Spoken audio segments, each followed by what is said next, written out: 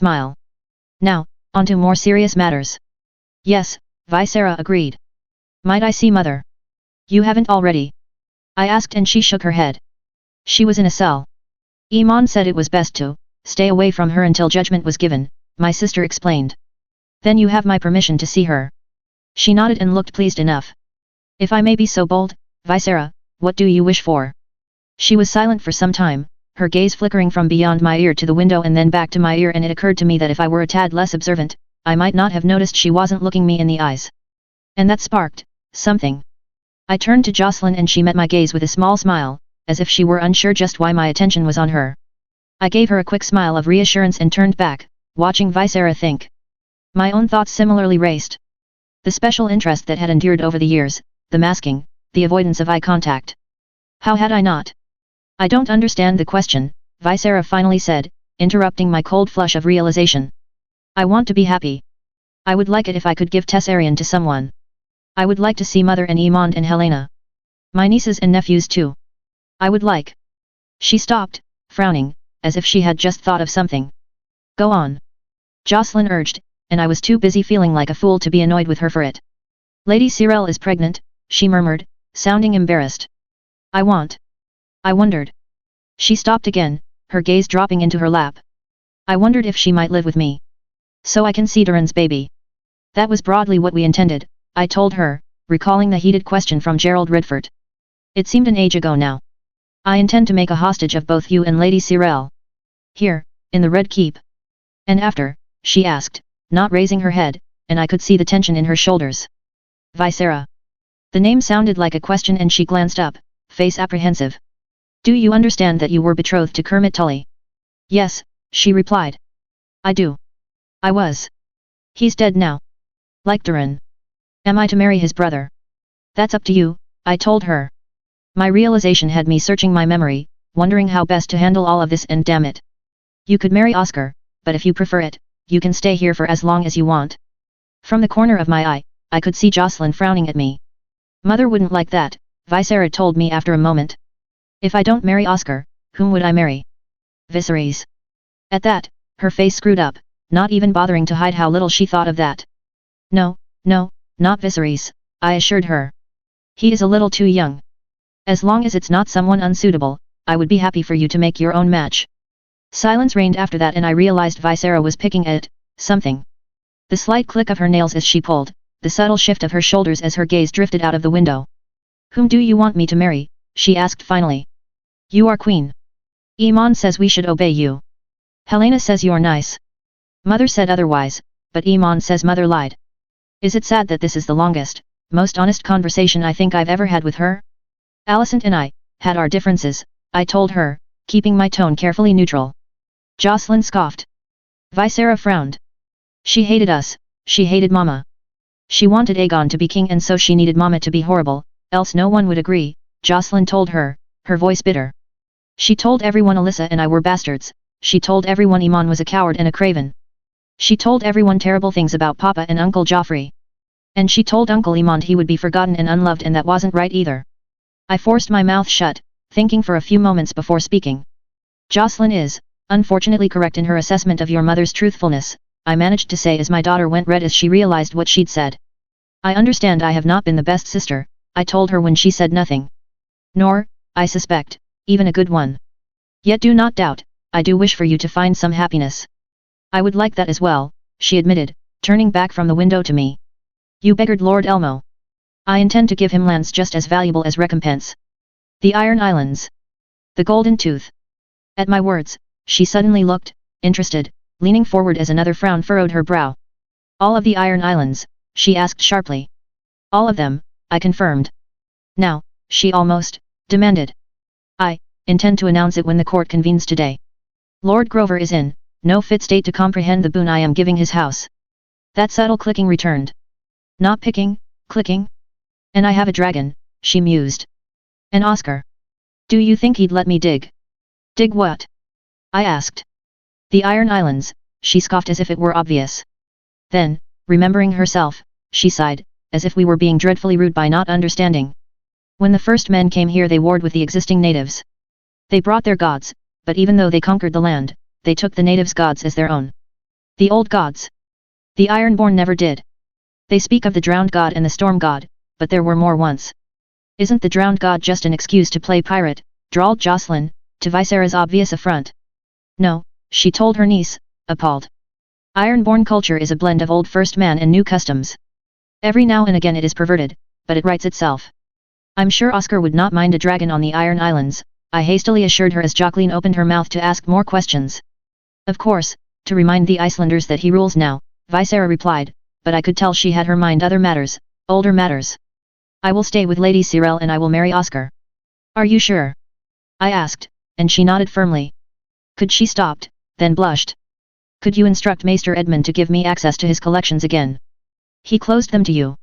I asked, incredulously. Yet even as I asked, I could guess why. Edmund had been agreeing, yes, but they had been bedfellows of convenience. With the archmaesters scattered or dead, the citadel half burned, the high tower's power obliterated and my college ascendant, I rather suspected he was abandoning his previous allies to their fates. Never mind, I will ensure he is instructed to reopen his collection. She smiled, the happiest and most genuine smile I had seen from her all morning. Thank you. Think nothing of it. I want peace, and that should start at home. At my words, her smile flickered. Iman says, that Lord Cregan will be punished for killing Durin. The statement was delivered like a question, like she expected me to tell her Imond was wrong and Cregan would get away with all of it. Imond is broadly correct, I replied and she frowned again. Lord Cregan will take the black. So he'll go with Sir Tyland and cousin Lionel, she asked. To find honor at the wall. Indeed, I assured her. Why does he get to find honor again, she asked, her tone as bitter as Jocelyn's had been before. When Durin can't anymore.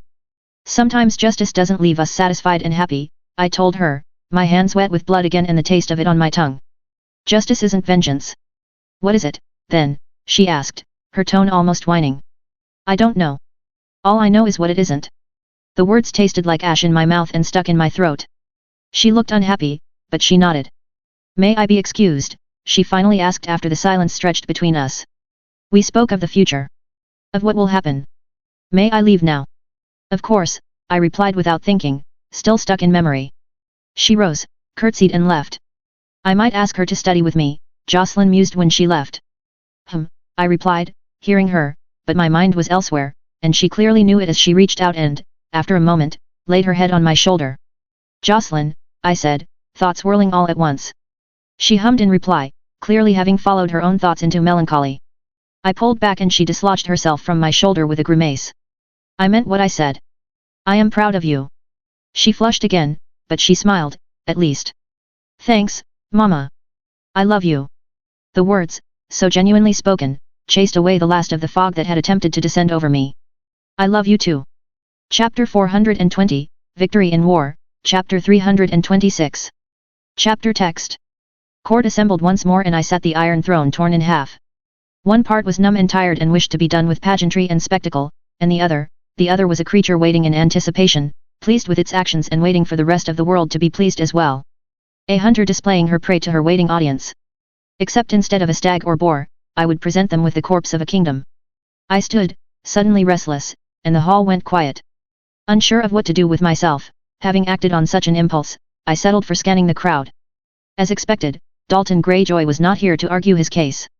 Lord Tully, step forward. Elmo did so, his face blank as the crowd parted for him. If he heard the whispers and saw the sneers he gave no indication. When he reached the foot of the throne, he bent the knee. Your Grace, he murmured. I caught myself before I could start fidgeting, feeling suddenly too large for my skin. On a precipice. The corpse of a kingdom. The corpse of a way of life. You remained loyal even in the face of your grandfather's actions. You suffered for that loyalty. I would reward it. Murmurs rose as Elmo did. He did not meet my gaze. My brother offered your grandfather a princess, I would do the same. If young Oscar assents. He does, your Grace, Elmo answered in a dull tone. Shock rippled throughout the crowd as my words sunk in. Then so be it. Let it be announced that Princess Visera of House Targaryen, rider of the dragon Tessarion, is betrothed to Oscar Tully, heir to Riverrun. After a moment where confusion reigned, someone with a better head on their shoulders than a good 2/3 of my court started clapping enthusiastically and soon the hall was filled with cheers and well wishes. Oscar, who had remained back, had gone the color of a cherry and was visibly fighting his instinct to squirm at all the attention, especially when men far older than him clapped him on the back hard enough to make him stagger. I would speak to him and Elmo about Visera's temperament before long. As the noise abated slightly, I realized I was still standing. Briefly, I thought of sitting down, but the action seemed wrong. On to the next issue of this court, I called, and the noise fell mostly away, the usual background mutters taking its place as eyes were on me once more. Remain where you are, Lord Elmo, for this matter is relevant to you as well. An air of knowing smirks exchanged, pleased expressions, smug expressions. My eyes sought out the river lords. The Lord of Sigurd, what had been his name? Yura. I ought not have forgotten it. Less creepy than another Yura, I hoped. He looked like a fox that had just been dropped in the chicken coop. Let these words be repeated across the land. I began, feeling on firmer ground. I call each and every lord who names himself Ironborn before me, to bend the knee and answer for their crimes against me and the realm. To answer for the sack of Old Town and the raiding in the Reach, to answer for their fleet aiding Damon's Crossing. To answer for the men and women of the Stormlands who died as a result.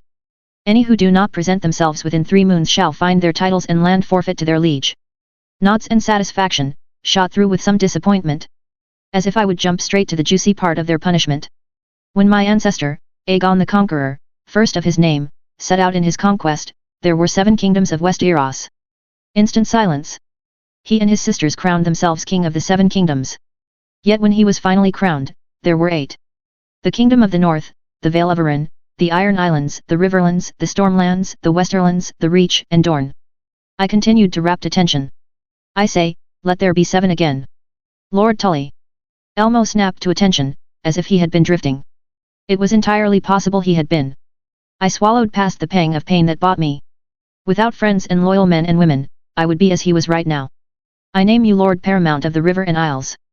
He blinked, as if he hadn't known I was going to do this, and then seemed to remember himself and bowed low once again. I didn't give him time to thank me. I suspected with the state he was in he'd make a hash of it, and I'd rather spare us all the embarrassment. Lord Edmund Tully was a hero. He was instrumental in throwing off the Ironborn yoke. Had he done so at any other time, he would have been your king. Alas, I can only give his descendants rule over those that held them in thraldom for so long. More cheering, some not even waiting for me to finish speaking. Although I think the joy was more to do with the Ironborn losing their freedom than any real goodwill for poor Elmo. He would struggle. I hoped, as I had, he would pull himself out of it. Perhaps Septon Patrek could be persuaded to attend to him? A note that leads me onto my third announcement. I shouted to be heard over a din that definitely wasn't going to die naturally for a few minutes more.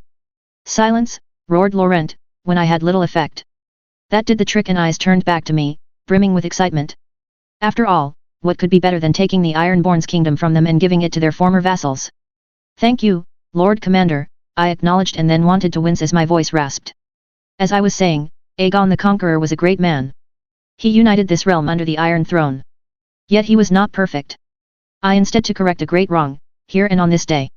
The dawning realization was sweet. They knew. Sweeter than showing off any downed stag, even a white one. Exhaustion abated as my heartbeat picked up. My blood thundering like drums in my ears. I hereby decree that the practice of thraldom is to be banned in its entirety. It is, quite frankly, slavery with another name. Slavery with no generational yoke, but slavery nonetheless. From this moment, no man is a thrall. No man will legally take a thrall. More cheering, less full of violent satisfaction, but I could see they were genuinely pleased. Would it be too far to ban their drownings? Perhaps. I was half tempted to do so anyway. Really make it clear that they had fucked up a very good thing. But that could wait. At least until my counsel had tried to explain why it would be a bad idea. My satisfaction went to ash in my mouth as a man in Velaryon colors cut through the crowd, and Rhaenys abandoned her silent vigil by the base of the throne to meet him. They spoke, the words inaudible over the noise, and I saw the moment her shoulders sagged. My heart leapt into my throat as she turned, her eyes dark with grief. That is all for today. I shouted whilst making my way down to her, as fast as I could without impaling myself. Laenor, and Jocelyn had beaten me there by the time I arrived. Laenor was gripping his mother's elbow tightly, his lips thin. Laena's face was blank. Jocelyn looked to be fighting tears. We will have Gerardus come with us, of course, Laenor was saying, his tone low and urgent. It will be fine. What has happened? I asked, a sinking feeling in my stomach. Corlys, Rhaenys began and then stopped. She closed her eyes and took a deep breath. He has taken a turn for the worse. I need to go. Now. The look of devastation on her face.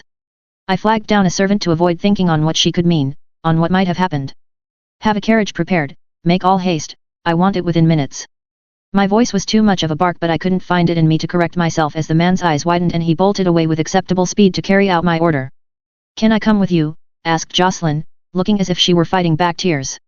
"Not merely looking," I corrected myself. After a moment of silence, Rennis seemed to realize she was stood stock still in the throne room and shook herself, glancing about as the nobles around us crowded as close as they dared without looking as if they were eavesdropping. "Let's go," Laner murmured. "I'll fetch Girardis. And I shall find Emma. Is Ali's Alyssa in the city today?" I asked Jocelyn. My daughter shook her head. "Fetch her. Now. Send for Layla and Viserys as well." "Thank you," Rennis murmured. "Perhaps it is not so dire," Lena suggested, the first she had spoken. The grief in her voice, the look on her face, she had little hope and it showed. I reached out and laid a hand on her arm and she flinched before trying to give me a reassuring smile. It failed halfway through the motion and I saw her throat bob as she fought the tears that threatened to accompany her grimace. "Let's go," I told her quietly. Rennis turned on her heel and practically bolted from the room. I followed, dragging Lena with me for fear she would stay in that hall until the sun went down. She soon abandoned me to head for the yards to seek out Luke, and I found Emma with Rena, somewhat predictably. Less predictable was Visera, who fled the moment Emma and Rena saw my grave face and Emma burst into noisy tears. I didn't hold it against her. The whole thing seemed a blur. A moment of victory into a tailspin of dread. I barely remembered my surroundings as we hurried to the carriage. I remembered Emma curling into me, half tripping me as we nearly ran. I remembered Rena half getting ahead of us. Rennis was waiting with Laner and Girardis as we piled in, Jocelyn and Alyssa catching up before we were in the carriage. Lena and Luke followed and it must have been comical if it weren't so heartbreaking to see us all piling into the carriage. The children and Rennis sat. We stood. It was cramped and uncomfortable but no one complained. A horrible silence descended over us as we rattled from the keep toward the manse. Rennis was, despite that, the first out when we arrived. The cart had scarce stopped moving when she elbowed Gerardis out of the way and leapt from the carriage. Gerardis followed, at a speed I had never seen from him before.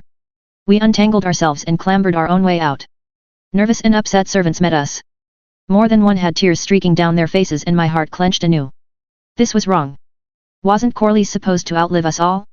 Adam and Alan sat inside, as if they had been hewn from granite. Marilda was the only one who acknowledged our entrance, curtsying before she took her son's hands in her again.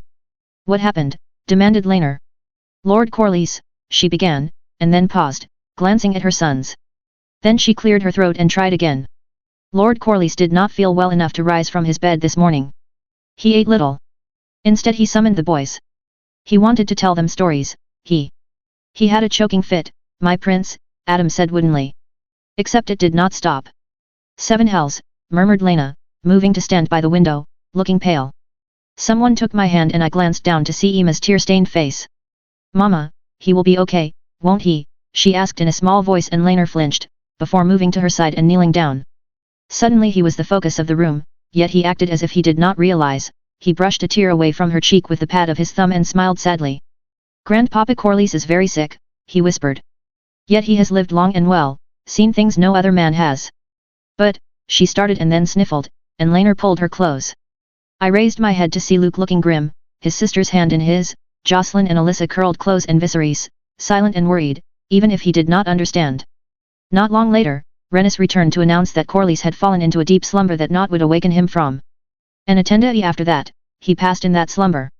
Chapter 421, Interlude, Laurent Marbrand. Chapter text. Sir Eric had the prince again today. The young boy had settled in now, his tantrums declining. Today he was stood with his septa, his face worried and pale. Sir Harold had been appointed to the princess and stood at her back now, his gaze occasionally sweeping the crowd in a manner that reminded him so strongly of Stefan that for a moment, he wanted to smile. He'd given Sir Garibald command of the Queen's Knights and the man had set them to places obvious and less obvious. They patrolled now, alert and ready, and he knew he could trust their mettle as he knew he could trust his brothers, as they'd been forged that way by a knight better than himself. He thrust away the thought, guilt and shame biting at it. Mentally, he ran through the further precautions. Sir Tom, the bastard of Bitterbridge, was supposed to have the day off, yet none of his brothers would shirk their duty on this day. Not when it was the final goodbye to Lord Corlys. Instead, he had Prince Laner's back, although he could not see the prince here. It made sense, the man was grieving. Losing a father was the second greatest pain a man could feel. Then again, the prince knew the greatest pain all too well as well. Sir Willem was to watch Princess Alyssa, with both his eyes, as the Queen had ordered with a grimace. He knew the princess was no Sarah, not truly, when she left the keep it was to aid in Lady Felena and Lady Marya's charitable efforts in the city, doing what they could not do presently. Yet the queen fretted, and they obeyed. Sir Adrian stood now at his side a couple of paces behind the queen, would watch the youngest girl, Princess Emma, who had done little but weep and mope since Lord Corlys had passed. She was presently pressed into her mother's side, sniffling. The queen sat alone but for her daughter and their guard. A black mourning dress, thicker and heavier than her recent fare. Her face was drawn, pale and tired. Her mind seemed on other things as she idly stroked her daughter's hair, her eyes sweeping across the room. "Why can't I light the pyre?" whispered Princess Emma. "He was as great as any Targaryen." "But he was not a Targaryen," the queen murmured in a soothing tone. "He was of the sea he so loved. You can always go with your father when he travels back to Driftmark? See your grandfather on his final journey." "But then who would stay here with you?" she asked plaintively, a worried crease in her brow. "Who would look after you?" "Oh, my dear," the queen sighed, tugging her daughter a little closer. "I have an entire army of servants, knights and wise men to look after me."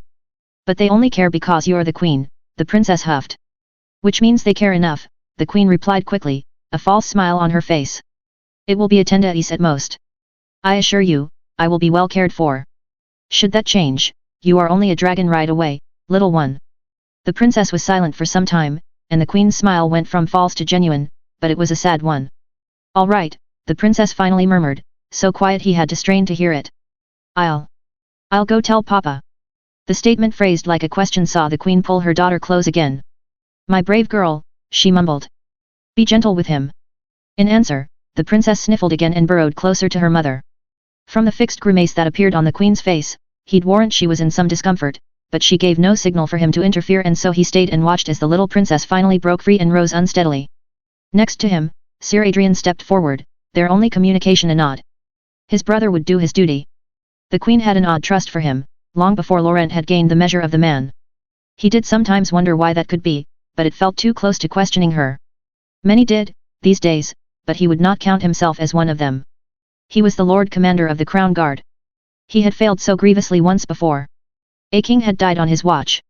He had failed King Viserys. He would not fail his daughter. So he would not question her for her strange trust extended to him when it should not. He would die for her if need be, he would obey any command she gave him, he would keep her secrets, no matter how sordid, and give her counsel when requested. He would serve her in any way she asked, defend her honor and extend that oath to any she asked of him, for one reason and one reason alone. She had let him pledge that oath to her as her Lord Commander still. He should have done what Cole had and taken the black cloak. Yet she had extended forgiveness. He knew, in his bones, she had not even thought of replacing him. He would return that faith 1,000 times over, if it should be demanded from him. He'd return it with his blood, should it prove necessary. Movement. Sir Willem was most noticeable, white amongst a sea of black, but it did not take long to spot his charge, who strode ahead of him. She looked as ill as the queen did, her jaw flexing, her hands coming up to toy with her dress and then back down. She broke away at the last moment, veering off as if she intended to speak to someone from the Stormlands delegation. He let out a slow breath. The Princess Alyssa was working up her nerve for something. On this solemn day? He glanced at the queen, who was gazing into nothing once more. She had not seen her daughter. He turned forward, forcing himself to focus on no particular point. Movement thronged the hall, but no one piqued his interest. Like water, crowds were generally predictable. They had a flow to them, as men followed the one in front, who in turn did the same. How many threats had he spotted because most men with violence on their mind moved against it, and not with it. There. The princess again, Sir Willem's presence making it so she did not have to fight against the crowd at least. It was a disruption. He watched as she stopped again, seemingly losing her nerve once more. Yet she had come too close and the queen startled from her thoughts, glancing down and the princess froze, looking anxious. He tried to calm his sudden screaming nerves. Princess Alyssa was a troublemaker by all accounts, but not likely to take a knife to her own mother. Why then could he not silence his sudden worry? Sir Willem came to stand by his side, the presence of his brother doing little to silence the alarm he felt. Instead, he watched as Princess Alyssa took the chair that Princess Emma had abandoned, perched upon its edge as if she could not even commit to sitting down truly. "Where has the princess been?" he asked, low and soft. Next to him, Sir Willem frowned but answered quickly enough. "She spent time in the September, then went to see her father before deciding she did not wish to burden him when he is grieving," his brother explained. "Forgive me, but I believe she is struggling with some matter and sought his guidance. It would fit with the others' observations." He turned his attention to mother and daughter. Princess Alyssa was trying to smile, her eyes brimming with tears. The queen had taken her hands and was attempting to console her. And she has given no indication what this matter pertains to, he asked. A pregnancy? No, the girl was under guard more often than not. If anyone got close, then perhaps some matter with the charitable effort. If he recalled the council meetings correctly, the queen donated a significant portion of gold regularly. Perhaps the princess had discovered some malfeasance and now wrestled with informing on the ladies she had spent her life thinking of as family. Yet even as he thought it, his mind rebelled. Lady Marya and Lady Felena were upstanding ladies whose oaths meant more to them than any coin. Sir Stefan had explained that even if he were willing to break his oath with her, she would not allow him and would love him less for it. What? What matter could a princess under guard discover that could have her wrestling with herself so obviously? Perhaps we could speak somewhere quiet, said Princess asked, sending his heart thumping with sudden, wild worry. Mother, there is something please. Ah, I thought there might be, the queen said softly. So she had seen it. Come then. She rose, with less difficulty than in recent times, and Princess Alyssa followed her up, looking like she would be sick. Sir Willem shot him a look. He gave his own one in warning and together they followed as mother and daughter left arm in arm. Their passing garnered interest. That was inevitable. None would follow though, he had given Garibald instructions to guard the privacy of those close to the queen should they seek an anteroom for solace. They took the door as mother and daughter stepped inside and he still felt nervous, his heart still hammering. He recalled, bitterly and suddenly, standing outside a similar door once. Hearing a scream of animal rage. He had burst in sword drawn. He shook the memory away. His shame. He had broken an oath then and upheld another. Yet the memory plagued him, a bitter reminder that all families had their breaking points. He let out a long breath and tried to calm himself. Sir Willem remained motionless, heedless of his torment. Annoyed, he tried to mimic the man. Only to fail as the silence dragged on. No. He would not fail another he had sworn his oath to. Lord Commander, asked Sir Willem incredulously as he stepped over and pressed his ear to the door. You will speak of this to no one, he breathed. He imagined he must look ridiculous, pressed so against the door. Yet as he focused, he could hear the muffled voices. He should tell them then, of that day the princess had returned from the Vale. His brothers ought to know that not everyone feared a curse from the seven themselves. Oh, you are struggling with some matter, I can tell, the queen was saying. Not just your grandfather. Out at all hours. I had thought to give you time. The princess croaked. I am grateful. It's hard to say aloud. I'm sorry. Then take all the time you need, the queen said gently. Is it a boy? No, the princess gasped, sounding. Not, no. A lie. Or perhaps not. He would have his brothers watch her a tad more closely for any man or boy that came even slightly too close. They were silent after that, a long and terrible silence, and for a moment he feared he had lost even his ability to hear them. It's about father, the princess finally managed. He barely heard her, for she sounded faint. Had she stepped away from where she was? I'm sorry, Mama. Oh, no, come here, don't cry, the queen urged, and he heard the princess sob. But it's so horrible, the princess wailed. Even Sir Willem heard that, inclining his head, his eyes creasing in sympathy. I'm sorry. Whatever it is, I'm sure it's not so horrible as to warrant your tears. Come on, tell me. You'll feel better, I promise. Yet he rather thought she would not, for his mind raced as the queen spoke. Surely she could not have. Yet he had. So did every knight who swore to guard their bodies, sooner or later. They had been children, blind to the realities of their parents' arrangement. Yet they were not children anymore. And the queen could not see it. It's. I can't, the princess hiccuped. Mama, he has a lover. A lover, the queen repeated, having realized what he had realized. A lover. Yes, I was aware. Do you know? You knew, demanded the princess, and he winced despite himself. You knew? That he laid with. Her voice trailed off. You knew the rumors were true, she finally finished, the devastation in her voice making him fight the urge to wrench the door open. To prevent more of his shame, if nothing else. That he's fucking Uncle Joe. Uncle, you knew. Alyssa, sit please, we have to talk. Yes, but please no, he and I, it's complicated. Neither of us matched each other well. We made the best we could of it, the queen explained. It made sense to him. The stability of the realm demanded the Velarian claim be tied to King Viserys. The queen and the prince had done their duty and found their pleasure elsewhere, that they had done so with. He banished that thought and tried not to feel disgust. He would not, could not, judge them. It was his place to serve. Alyssa, sit down, the queen barked. Silence followed and then, thank you. Now, take deep breaths. Follow my breathing. Good girl, you're having a panic attack. Just focus on my voice. It will pass. I'll call for some water and I will explain. Okay. The princess did not answer and he forced himself to stand up straight. Sir Willem watched him warily, an odd look on his face as he hastily took his position. Shame burned in his chest for doubting her once more. Yet, what would shame him more? Memories of the king stood over her as she gasped, fearful and so small, intruded once more. He would not ever suffer that shame of failure again. And now he had a woman to serve that would not let him. Chapter 422, now for the piece, Chapter 327. Chapter text. Alyssa cradled the goblet of water, her eyes on the window and the sea beyond. She had stopped crying now, her skin red and blotchy.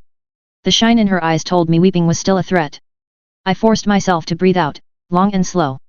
The knowledge she knew, however little she did actually know, sat like a lead weight in my stomach.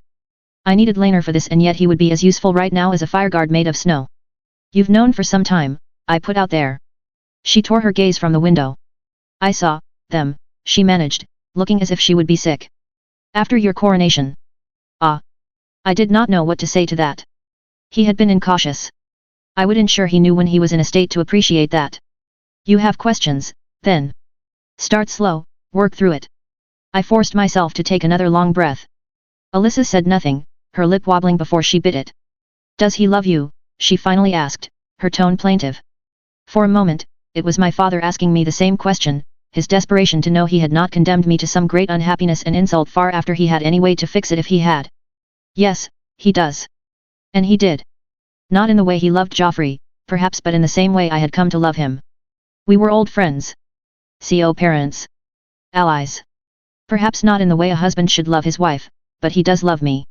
The look she gave me was full of pity, as if she suspected I was lying to myself more than lying to her. He loves you, and see, her throat bobbed. He loves him, though. He has since they were boys, I admitted. That I knew when we married. But you didn't have a choice, she whined. Hardly anyone in this world does, Alyssa. We make what we can out of it, I told her gently. It's not as if. I stopped. Was that too far? No, I would admit it. I couldn't throw Laner under the cart. If she found out later, it would be a betrayal anew. I have my own entanglement, I admitted. It would be wrong to hide it. It is an arrangement between your father and I that works well. Works well? She burst out, her eyes wide. You am I a bastard?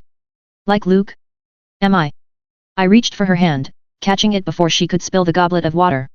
She struggled with the low couch for a moment, trying to push herself up, and then stopped dead with a choked sob. No. I told her sharply and she flinched. Gods, no, Alyssa. You are Laner's daughter. Look to your aunt, whom you are a copy of. Or to your grandmother, whom Jocelyn favors. Well, at least you've done better than Aunt Lena, she muttered bitterly. Who is he, then? Not UNC, not him as well. Gods, no, I told her, wondering just what my daughter thought of me. No, do you truly wish to know? Or do you wish to hurt yourself even more? I should know, shouldn't I, she whispered. She turned her head away back to the window. I watched her carefully. Did he even try? Did you even try? Of course we did, Alyssa. Believe that it was too dangerous not to, if nothing else. She flinched again and then stood. I leaned back, allowing her to pass me. No good would come from her feeling penned in. She placed the goblet down gently and stepped away, giving herself space from me, and my heart ached. A brief well of panic.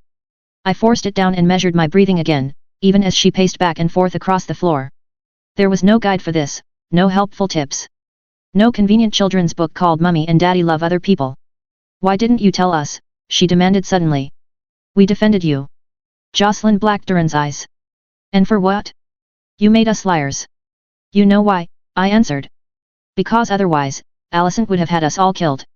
But you could not restrain yourself to achieve the same goal, she snapped. You had to drag us into it, make us liars on your behalf? Make us your fools. Alyssa, please, I begged. Deep breaths. We did what we thought was best. For whom? She demanded, tears falling down her face again as she searched my face for any indication of. I wasn't sure. Something. I wanted to reach out and yet when I did she flinched away. For all of us. She scoffed at that, pacing to the window and sticking her head out of it. I waited and then took a few steps toward her. I have only ever sought to protect you and your siblings. They called Iman terrible names because of something that was true, she spat, and the statement hit me like a ton of bricks. He hated it. It tormented him. That's enough. No, no, that wasn't what I wanted. Alicent did those things, not I. Nor your father. No matter what our course of action, she would have set tongues wagging against him. But you gave her all the arrows she needed on a silver platter, Alyssa sneered, her tone bitter. I forced the guilt, the grief away.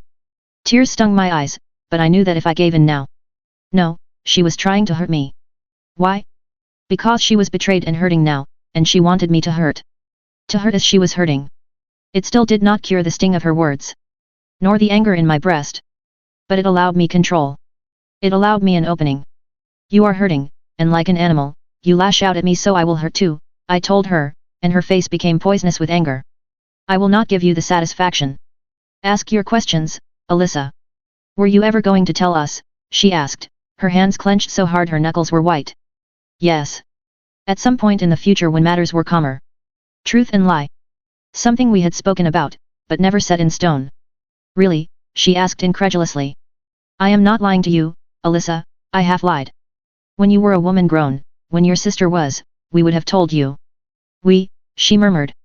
Then spun away to pace, something new agitating her. I forced myself to breathe once more. Her face came up, her mouth open, and then she laughed, cruel and bitter and unhappy. We, she snorted.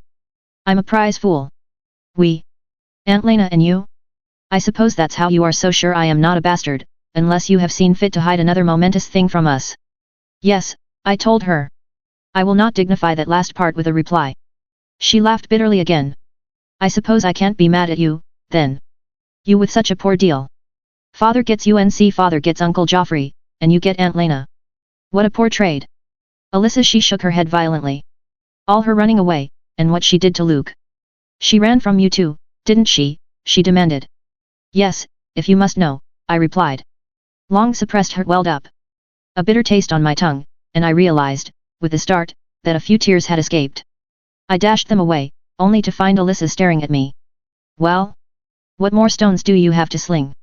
I asked. No, no. I needed calm. I forced myself to breathe through the sudden lump in my throat. That was unworthy of me. I am sorry.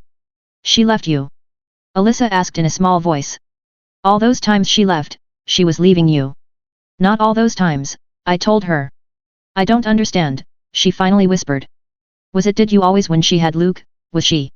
I got the gist of her question, even as she wrestled with the enormity of it. No, I told her. Lena and I came after Lucerys was born. After us. Had we? I found I could no longer actually recall. When Daemon burned Spicetown, he did so because he revealed she desired me and I did not spurn her as I spurned him, I told her. Memories of that night were so hazy, her face, pale and worried, the long anxiety that came after, arguing with Corlys. And you spurned him because you desire women, she asked. No, it had been something I had struggled with, but that was a much younger me. Lena is an exception. Not a rule. Alyssa took a deep breath and then looked away as I glanced at her. From the look on her face. What was she thinking? I couldn't tell at all. After a moment she moved back to her couch and sat on it ever so gingerly, watching me carefully.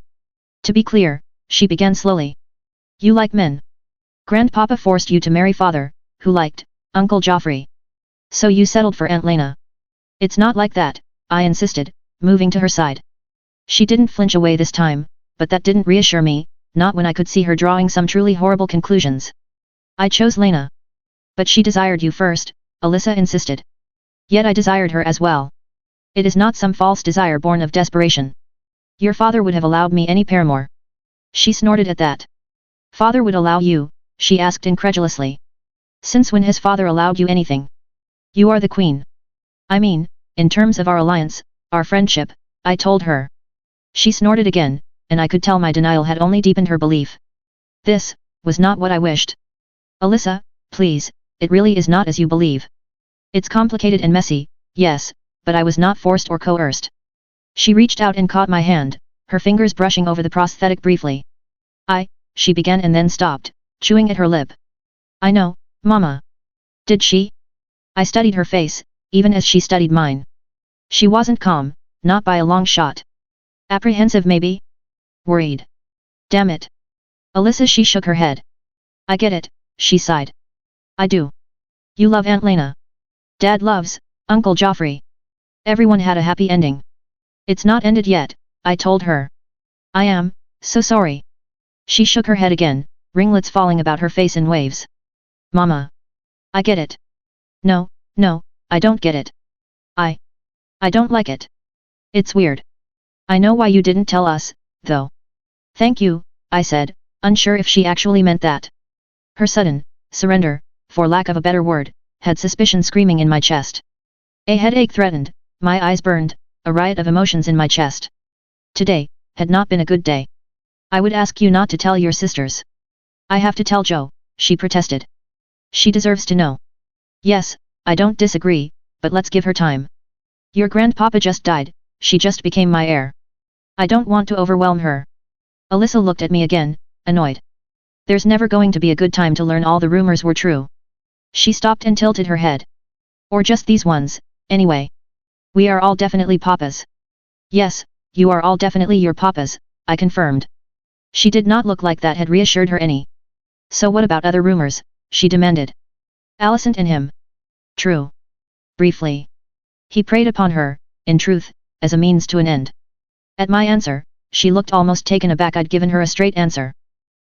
Aunt Sab, she asked. Your aunt can answer that herself, Alyssa, it's not my place to reveal her secrets. She nodded thoughtfully. What about Aunt Fal? Everyone says she's in love with Stefan. She is, right? There was some desperation in that question. Disgustingly in love. Court romance. Handkerchief exchanges. Poems. She pulled a face at that, but seemed relieved. Her fingers left my hand to grip at her dress before switching to tapping her thighs as she frowned. I can't think of any more important ones, she finally sighed. Not now. Will you tell me the truth in future? I always try to, Alyssa. Unless knowing would place you in danger. She met my eyes, and I wanted to curse, for she suddenly looked like she had on the day she had mounted Vermithor and flown to war. I am a princess, she told me. I can keep your secrets, Mama. I've never kept anything but that from you, I told her, as gently as I could. You know what I mean, she huffed. I couldn't smile at her return to some semblance of normality, though. Some kernel of unease nestled in my breast, taking root there. I had done this badly and I knew it. I needed to speak with Laner as soon as possible. Chapter 423, now for the piece, Chapter 328. Chapter text.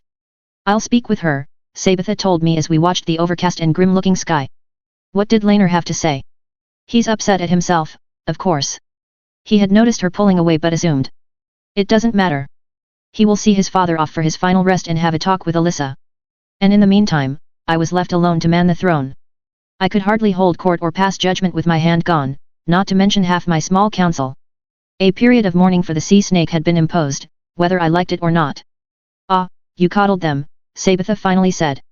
I understand why, but perhaps they should have been given some inkling your marriage was not a tale sung of in songs. I shot her a glare and her solemn look cracked. Except in the raunchy ones. Listen to many of those, do you? I asked, feeling waspish. Oh come now, this isn't the end of the world, Rhaenyra. Alyssa's hurt, but she's a smart girl, she'll figure things out, Sabitha assured me. Instead of answering her, I reached for the wine and took a gulp, barely tasting it. I mislike it, I admitted. Alyssa is clever and strong and proud. I am proud of her. She's also a mirror of myself at my worst. Impulsive, angry, and long to forget a grudge. You think she'll cause trouble? Asked Sab. Now. Did I? I put the goblet down. If only this had happened at a better time. Yet she'd seen my concern for Laner after Corlys had died and been unable to keep herself contained anymore, believing him to be making a mockery of me. Self-righteous anger and worry made impotent, would she come to resent those self-imposed months where she stewed in her own fear and anger and worry? My gut said she would not. Yet some matter still troubled me.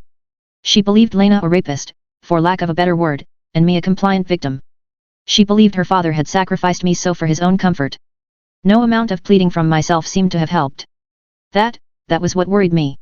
I think she has taken the wrong conclusion from the matter and that is what I worry about, I spoke aloud. Sab hummed. I can speak with her, she finally said.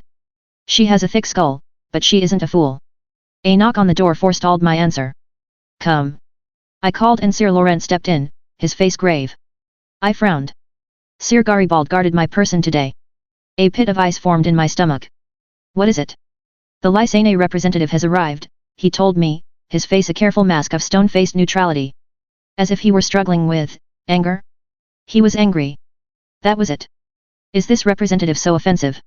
I asked, wondering who could possibly have caused such anger in my Lord Commander. That damned noble Aegon had pratted about in front of? Who had come so full of self-righteousness and demands and gone away empty-handed and bitter? It is an insult, he all but spat. It is the White Worm. What? The question slipped away from me, convinced I had misunderstood or misheard. I felt my face drain of color, an old coldness sweeping through my body. Only speak the word and she shall be in chains, Laurent said, his eyes blazing. The White Worm? Here? That made no sense. Unless she had come for her daughter. No, he said, a Lysane representative. I had accepted the bird from the Black Swan, her sending someone was a natural follow-up, but... Mysaria? Mysaria was the Lysane representative that the Black Swan, Johanna Swan, had sent. No, I said after those facts had asserted themselves in my mind. No. No, some game was afoot here. Lys was a wreck, with the Black Swan emerging as the only central authority with any degree of control. I would have thought Mysaria would have fled, but evidently she had gone crawling back, finding another patron to ingratiate herself to. But she had betrayed Daemon. She had sent me Naerys. And she was a damned envoy. Clapping her in chains would be the expected response. A provocation or gift, then? Did the Black Swan hope to sacrifice the woman to gain some concession? No, that was foolish. Mysaria was not one to walk into a trap, and the Black Swan already had our tentative support. If she needed a concession, she could ask for it. I could not dismiss the idea that the Black Swan was somehow unaware of Mysaria's connection to House Targaryen, however unlikely. Is she alone? I asked after I surfaced from my thoughts to find Sab and Laurent staring at me. She brings with her a small retinue of fighters, Your Grace, Laurent informed me. And a writ of passage with the Black Swan seal. As he spoke, he extended the scroll to me and I took it. The words were in a neat hand and did not differ from what I would expect. Of course, it could be forged. Have it checked against any other examples we have had from the Black Swan. If Lady Mysaria or any of her retinue attempt to leave the keep before my say-so, detain them on my authority using any method at your disposal, I ordered. Laurent nodded. And, see her to a set of rooms. I will prepare and then receive her in the throne room. None other than her is to be granted entry. Pull Sir Willem from his day off and have him join Sir Garibald and yourself. Tell Lord Gerald to have at least 2 men tailing hers. It will be done, Laurent intoned, taking back the offered scroll as then turned and swept from the room with a purposeful stride. Is she really that dangerous? Asked Sabitha quietly. Yes. She had gotten into the Eyrie. Larys and Joffrey had cannibalized her spy ring in King's Landing, but I would not be surprised to learn she had retained some contacts. The tunnels were no longer an avenue to gain access to the keep. This was likely her only manner of doing so. Which meant she wanted into the keep. To get to Bela? The girl was gone already. Was it possible she did not know that? Shit, breathed Sab. She was Daemon's paramour, wasn't she? Once. She bore him the girl, Bela, I told her. I couldn't imagine Sabitha didn't know this and my mind righted itself. Right, she was attempting to keep me engaged, keep me talking and stop me from spiraling. I was queen, I would not gibber in fear. Thank you, Sab. Now, I will need to change. At my words, Sab shot me a grin and rose. I changed into a deep scarlet dress with black brocade and trimmings, the 3-headed dragon shining on the front in silver thread. A black fur mantle followed and then Sab brushed out my hair and bound it into a braid woven with onyx and rubies. The crown was the final touch. Perhaps I would not normally go so all out. Yet it was Mysaria, a woman as dangerous as the paramour she had once chosen. She would find herself in an audience with a queen, and not a scared girl. Sab followed me down as Garibald and Willem fell into step at my side. I ascended the iron throne and seated myself upon it. Sab, before you go, may I prevail upon you to borrow your blade? You're hardly dressed for fencing, Rhaenyra, she replied. Then she rolled her eyes at my raised eyebrow before drawing the sword and handing it to me, rather gingerly. I laid it, bare and gleaming, across my lap. Oh, well, you could have said, she sighed, then shrugged. Good luck, Your Grace. If anything goes wrong, toss the sword aside and use your daggers. I don't want to explain to Prince Laenor how you ended up short a few more fingers.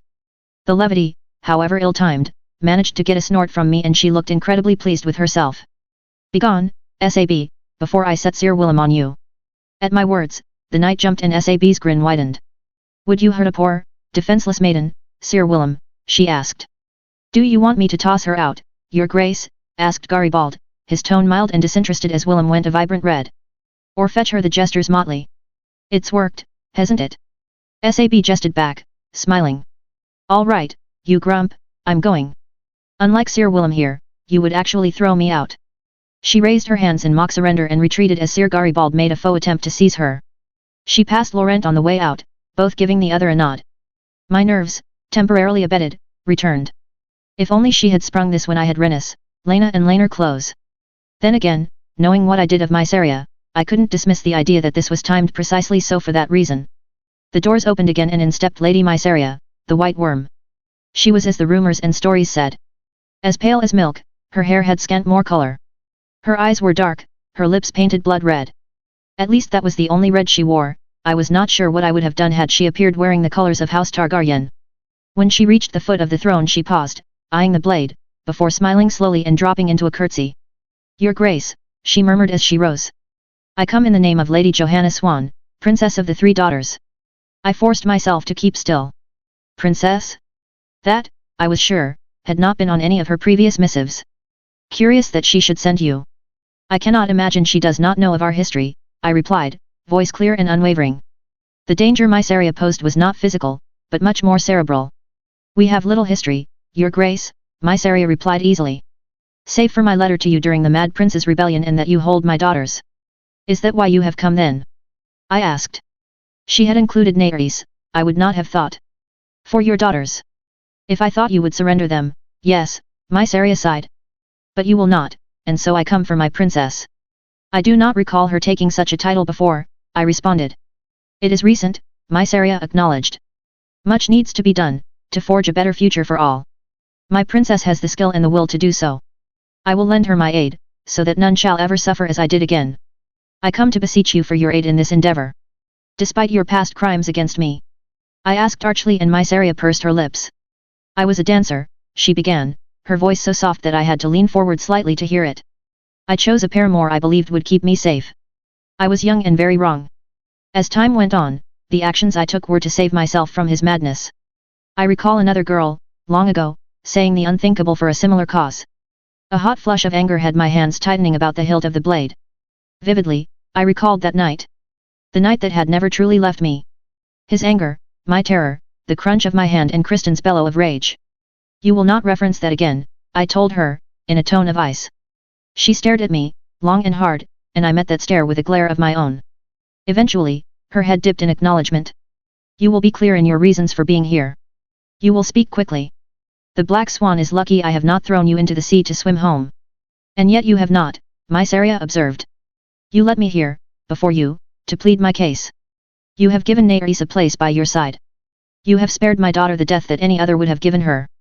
For all you might pretend to be a tyrant, I see in you a heart that will unite your 7 kingdoms in peace, and end slavery in the west of Essos.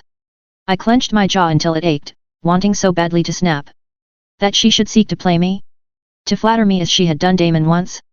Very well, Mysaria said after a moment, taking my silence to mean something. The Black Swan is bringing order to Lys. It is damaged, but that can be repaired. Slaves are freed, some travel home, others stay. We can reasonably sustain ourselves in the meantime on the resources seized from those slavers that fled. That was about what we had expected. Yet I could sense Mysaria's but coming a mile off. Princess Johanna and I desire more than simple survival, she told me, stepping forward a little and making Garibald and Willem reach for their blades. She stopped dead, looking at me askance. When I did not move, her lips thinned again. Bravos will not help us in this regard. They see weakness, and are moving to increase their campaign against Pentos. The two will be in open war before long, providing the winter is not long and hard. I could no longer recall what type of winter we were about to enter. Perhaps it was in my notes. We have a few years, perhaps, before Bravos begins to test us as well, Mysaria continued. We need an ally. Why? Bravos will not permit slavery should they take the 3 daughters. The question was genuine, regardless of the character of the woman I was asking. Bravos will place those who once ruled us back in charge. They pay lip service to their prohibition on open slavery, but we shall simply become slaves by other names, as all the Bravasi care for is the coin flowing once more. We would become indentured servants. Serfs. Thralls. She gave me a meaningful look and irritation reared its head in my breast. If they were to gain the 3 daughters, we would be slaves again in a generation or two. The political power that ruling us granted to our old overlords would slowly infect Bravus until it was subsumed. A slaving empire to rival Volantis, right across the narrow sea. One that can churn out boats and endless raids. Aren't you laying this on a little thick? I asked. Mysaria stopped, looking affronted that I'd interrupted her. Perhaps, she admitted. I am not lying, however. An alliance will benefit us both, and allowing the 3 daughters to fall will see your daughter and her children face disaster. Benefit us both? How? You have come here asking for aid, but have offered naught in return. Mysaria tilted her head, as if only just realizing as such. We seized a lot of gold from our old overlords, Mysaria admitted. There is only so much we can invest in all at once before manpower and infrastructure become the limiting factor. We can build boats with gold, but we need lumber. We can set up farms and purchase seed and tools, but we need hands. We can build roads and ports, but we need stone and mortar. Things we have in abundance, I told her. And you have a shortage of gold, she replied smoothly. My princess also seeks to set up a bank, one to rival the Iron Bank of Bravus. I am empowered to offer some very favorable loans. And what, strictly speaking, do you want in return? I asked. Men I might struggle with. Lumber, stone, that I had in spades. The Manderleys would be overjoyed. As would Jane. Favorable trade and your guarantee of protection for our trading fleet. And there was the sting. Still, House Redwine had been served a truly eye-watering generational type of fine. I could order them to patrol the narrow sea in place of a portion of the gold they owed. The stepstones were a blasted mess full of pirates. It wouldn't be hard to station the men of some of my more troublesome vassals there as a gentler point about annoying me overly much or simply a task they could perform instead of their fines. It was all doable. And what of your daughters? I finally asked, mostly out of some morbid desire to figure out what would go wrong. Mysaria lifted her head and was still for a while. When she spoke, her tone was serious and slow, as if she had thought long and hard on the matter. Nerys is old enough to choose. She rides a dragon. I can no more demand her return than I can order about the tide, she told me, smiling sadly. Bela, my Bela. Headstrong and brave, she lives. That is enough for me for now. Even if I could steal her away, I could not return her to Lys. The danger there, it is too great, and I have made many, many enemies in my life, to say nothing of her father. They would not hesitate to kill her. All I ask, all I beg, is that you allow me to write to her and her to me. I will, think on the matter. Something told me that if I decided now anyway, my small council may take it in turns to strangle me. Chapter 424, Prince Viserys' Grand Adventure, Part 1. Notes. Not a normal chapter is this one. I've been burned out lately and so I'm taking a small break from the main chapters. I hope you enjoy this. It's canon to be set about 20 years into the future, give or take. Chapter text. The punt bobbed up and down dangerously on uneven waters and Owen reached out, gripping the side to steady himself. Careful, Jane murmured. River's deep here. Not that you could tell, he thought to himself, turning his eyes to the churning waters, dim and muddy. Rain made the river water dance up, and he grimaced as another rivulet of rainwater found its way through his threadbare cloak. He'd need to tend to his armor again, after all this was done, else it would rust. Nearly there now, grunted Rob. Don't fret so, Sir Crab. He ignored the jibe and cast his eyes to the other boat, the one trailing in their wake. Sir Devon stood, proud and visible, and he strangled the brief panic that wrought. This was not the Riverlands, where they were well known and appreciated in their efforts against the Black Queen. These were the woman's own lands, where they toasted to her name, despite her crimes. If someone recognized the knight from Lannisport, they'd summon her men. The green cloaks would be upon them, and their victory here would lay in tatters. Fucking rain, groused Lucan from where he was hiding under his cloak. Why'd the pawns have to go whoring in the rain? Best night to go whoring, Lucan, Rob laughed. I'd much rather be in bed with a whore than freezing to death in this rain. Lucan let out a cold harsh laugh and Owen knew what his next crack would be in his bones, shifting to face the huge man as his mouth opened. Their eyes met and his smile widened, showing off rotting and missing teeth. I'd make a joke about our own Jane Poor, but Sir Crab is ready to pinch me for it, he cackled. Jane shot him a look, even as he caught his hand on his hilt. Speaking of whores, Jane said in a clipped tone. How are we to know all this isn't a trap? Way to ruin my jest, Lucan grumbled. Hells if I know, maybe the seven are finally taking pity on us. And Master John confirmed Dennis, hard-won information. Rob followed up, but even he didn't sound convinced. In truth, Owen wasn't sure how much he trusted either Sir Devon's former valet or the mysterious Master John Rivers. I'd rather not walk into an ambush, Owen put in sourly. Sir Devon thinks it true, though, and we are sworn to follow him. I was sworn to follow the Brackens once, things change, especially when people start dying, Rob told him. Then he gave a huge heave, which nearly sent them all toppling as the punt jerked and drifted closer to the shore. Pebbles and mud shifted under his boots as Owen disembarked, moving to help Lucan guide in Sir Devon's punt. The noble-born knight disembarked with his usual flair, Ollie, Don, and Elwood leaping off with less grace.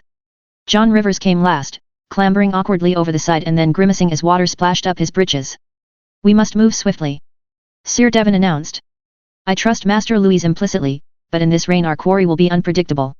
Jane, dear, stay behind and guard out boats." "What?" demanded Jane, fury settling over face. He felt a flicker of alarm at that, even as Sir Devon rolled his eyes and looked to him as if to tell him to pull her into line. Some part of him chafed at that. Jane had a better bow-arm than most men, second only to Rob in skill, and Rob had fought as a man-at-arms for the Brackens before their lands and title had been stolen by the Black Queen.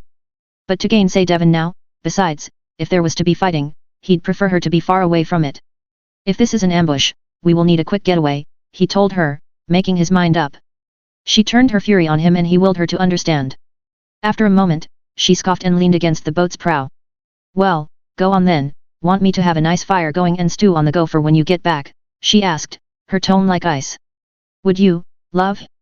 "I'm hankering for something warm right now," leered Lucan. "Master Lucan, enough," called Sir Devon. "Come, let us be away. We will strike a great victory for good in our fight this night. Master Donnell, if you would." "Aye, Sir Devon," murmured the taciturn scout, moving to take point. Owen turned back to Jane once more and she met his gaze, before her eyes softened and she sighed. "Go," she murmured. "Unless Sir Crab wishes my favor." "Thank you, Jane," he murmured back, and he hastened to follow his fellows. The stony shore of the river gave way to squelching mud as dawn led them through the forest, following whatever trail that Lou had left them. All were silent. They knew how important this was.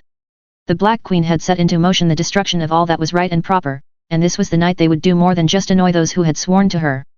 This would be the night she came to know them and answered for her crimes against the small folk. He recalled his father then, and wondered what he would say if he saw his son now, creeping through the undergrowth like the bandits he so despised. Yet it had not been bandits that had ended his father's business and seen him die a pauper, but the Black Queen's grain bank. His father had staked everything on buying up grain before winter so that it could be disseminated as the weather turned, and instead, the Queen had undercut them all and shipped in cheaper grain from Lys and Essos beyond. His father had lived to see him knighted, at least, even if he would not see him make the Black Queen answer for what she'd done. He turned his eyes to his compatriots, men he'd served and fought alongside for years now. Sir Devon Lanny, a noble rebel who would not let the fight for justice fail while he still drew breath. Don, Ollie, and the absent Lou, Sir Devon's last loyal men after Lady Johanna had been made to give in and declared him a rebel. Elwood and Rob, brothers who'd lost their inheritance to the Black Queen's farming reforms. Lucan, who'd stood up for Grover Tully in a tavern brawl and been declared an outlaw to be executed when a single punch had felled his opponent. Even Jane had her own painful story and he grimaced. Her father had run a tavern and the Black Queen had torn up the road that gave it most of its business. She should be here. His eyes moved to John Rivers, a bastard of a noble house, as the same suggested. Not that he'd revealed which noble house, or indeed anything of himself, save for the fact that the nobles of the Riverlands, still loyal to King Aegon and his heirs, watched for the day they could rise up and bow to their true king. Owen wasn't sure how he felt about that. He had seen the man they called the true king once, at a distance. He'd been tall, but thin and weedy, more a maester than a king, and he'd been trailing in the shadow of their quarry. Donnell raised his hand and after a moment, Lou appeared from the darkness. "Report," asked Sir Devon. "No sign of our quarry. There's a fallen tree not far from here we can drag into the road," Louise explained. "The distance from King's Landing should put him arriving within the hour." "Then let's move that tree quickly," Sir Devon commanded, gesturing for Louise to lead the way. Elwood and Rob stayed behind to watch the road, their bows knocked but not drawn. He followed Sir Devon and suppressed mild surprise when the Lanny Knight joined them as they seized whatever part of the slimy trunk they could grasp. That, he thought as they dragged it, grunting and huffing through the rain, that was true nobility. Leading by example. It ought to be men like Sir Devon in charge of the 7 kingdoms. Not the Black Queen or the Maester Prince. The thought felt dirty to even think, and so he cast it aside and threw himself into dragging the log. Spiders and all manner of bugs scattered as they went and he tried not to feel too much revulsion at the thought of one touching him, even though he wore thick leather gloves and armor beside. What would he do if one got into his armor? The thought was horrible and made his skin crawl until they'd heaved the log into place. Even after he caught himself flinching whenever sweat or rain would reach his bare skin. Sir Devon directed them to their places and they went, a sudden tense silence taking over their banter from before. This was it. This was the night. The culmination of their fight. Oh, the sea snake went boldly forth. Boldly forth. The sea snake, pass me more wine would you. The song had been sung sweetly enough that he'd almost forgotten who the singer was. Yet the demand afterward snapped him back into the present, and he drew his sword, keeping it low in case any light caught the blade and warned their quarry. On the road, 6 riders appeared, at the lead a tall and handsome man. He had his hood thrown back and his silver blonde hair was plastered to his head, making him look bedraggled. Presently, he had his head tipped back to pour what was left of a bottle of wine down his throat, then with a belch, he threw the bottle backwards to be deftly caught by one of his guards. Owen's heart almost leapt from his chest when the man opened his eyes and, just for a moment, seemed to be looking right at him. One blue eye and one violet, it wasn't natural, he thought as his heart pounded, fearing discovery.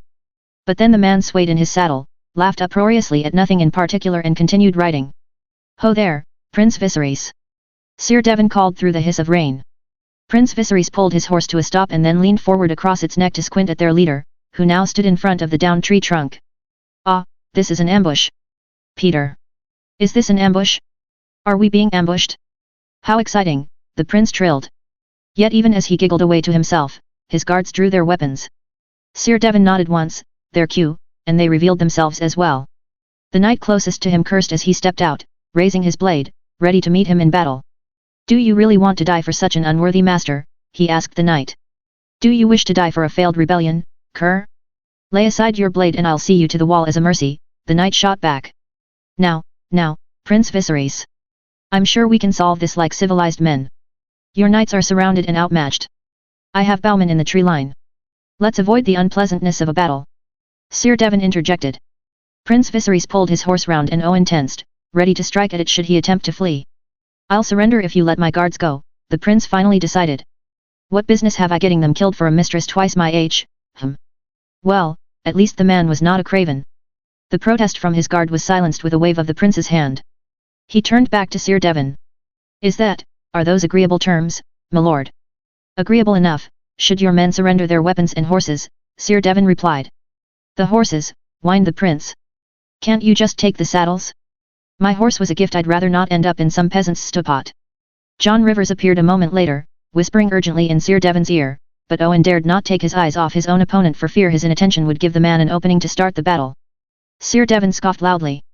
Enough. Your men can keep your horses. Surrender your weapons to Sir Owen and begone, he called, giving John a hard look that promised some retribution for whatever the man had said.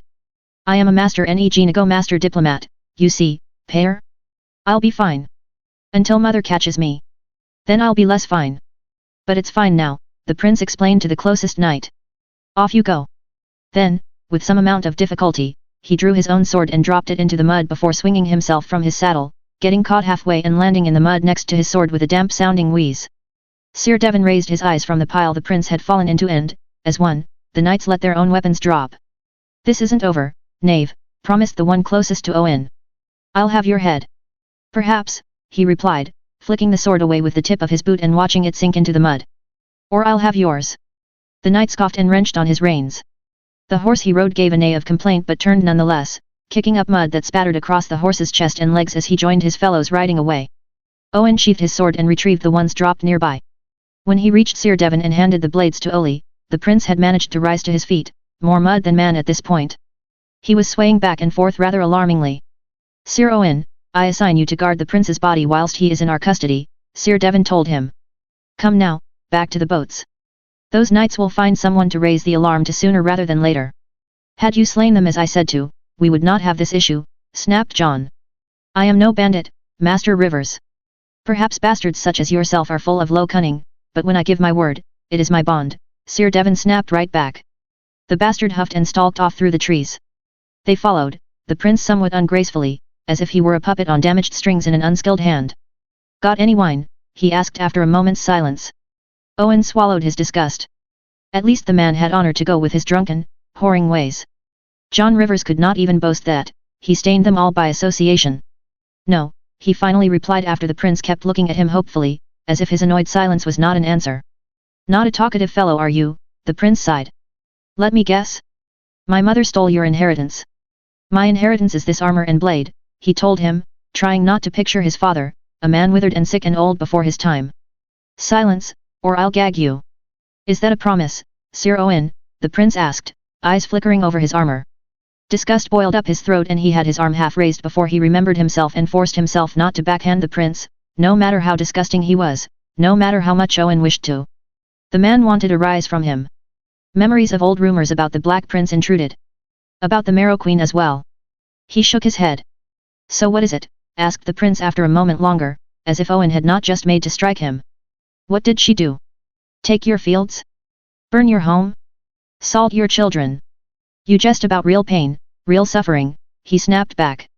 She killed my father with her cheap, foreign grain, as soundly as any blade to the heart. Ah, the prince said knowingly, and that just irritated him all the more.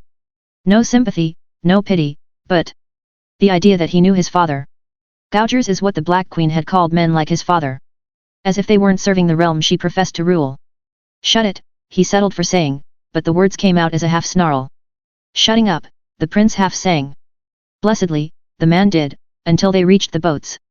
Then his eyes seemed to light up and his face broke into a lascivious smirk, and Owen, almost without thinking, stepped on the man's foot so hard he fell face first into the stony shore with a yelp.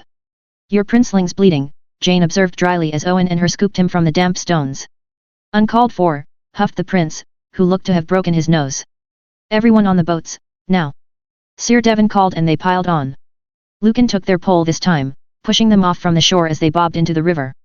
Wish I'd done the trip here, the former blacksmith huffed. Shut up and get us home. Before they cover the shore in green cloaks eager for our blood, Jane snapped. For once, Lucan followed her command and began pushing. Oh, am I to thee the legendary hideout of the Brotherhood of the Riverth? Asked the prince, thickly, from where he still cradled his nose. Doeth th have any wine? No, replied Jane.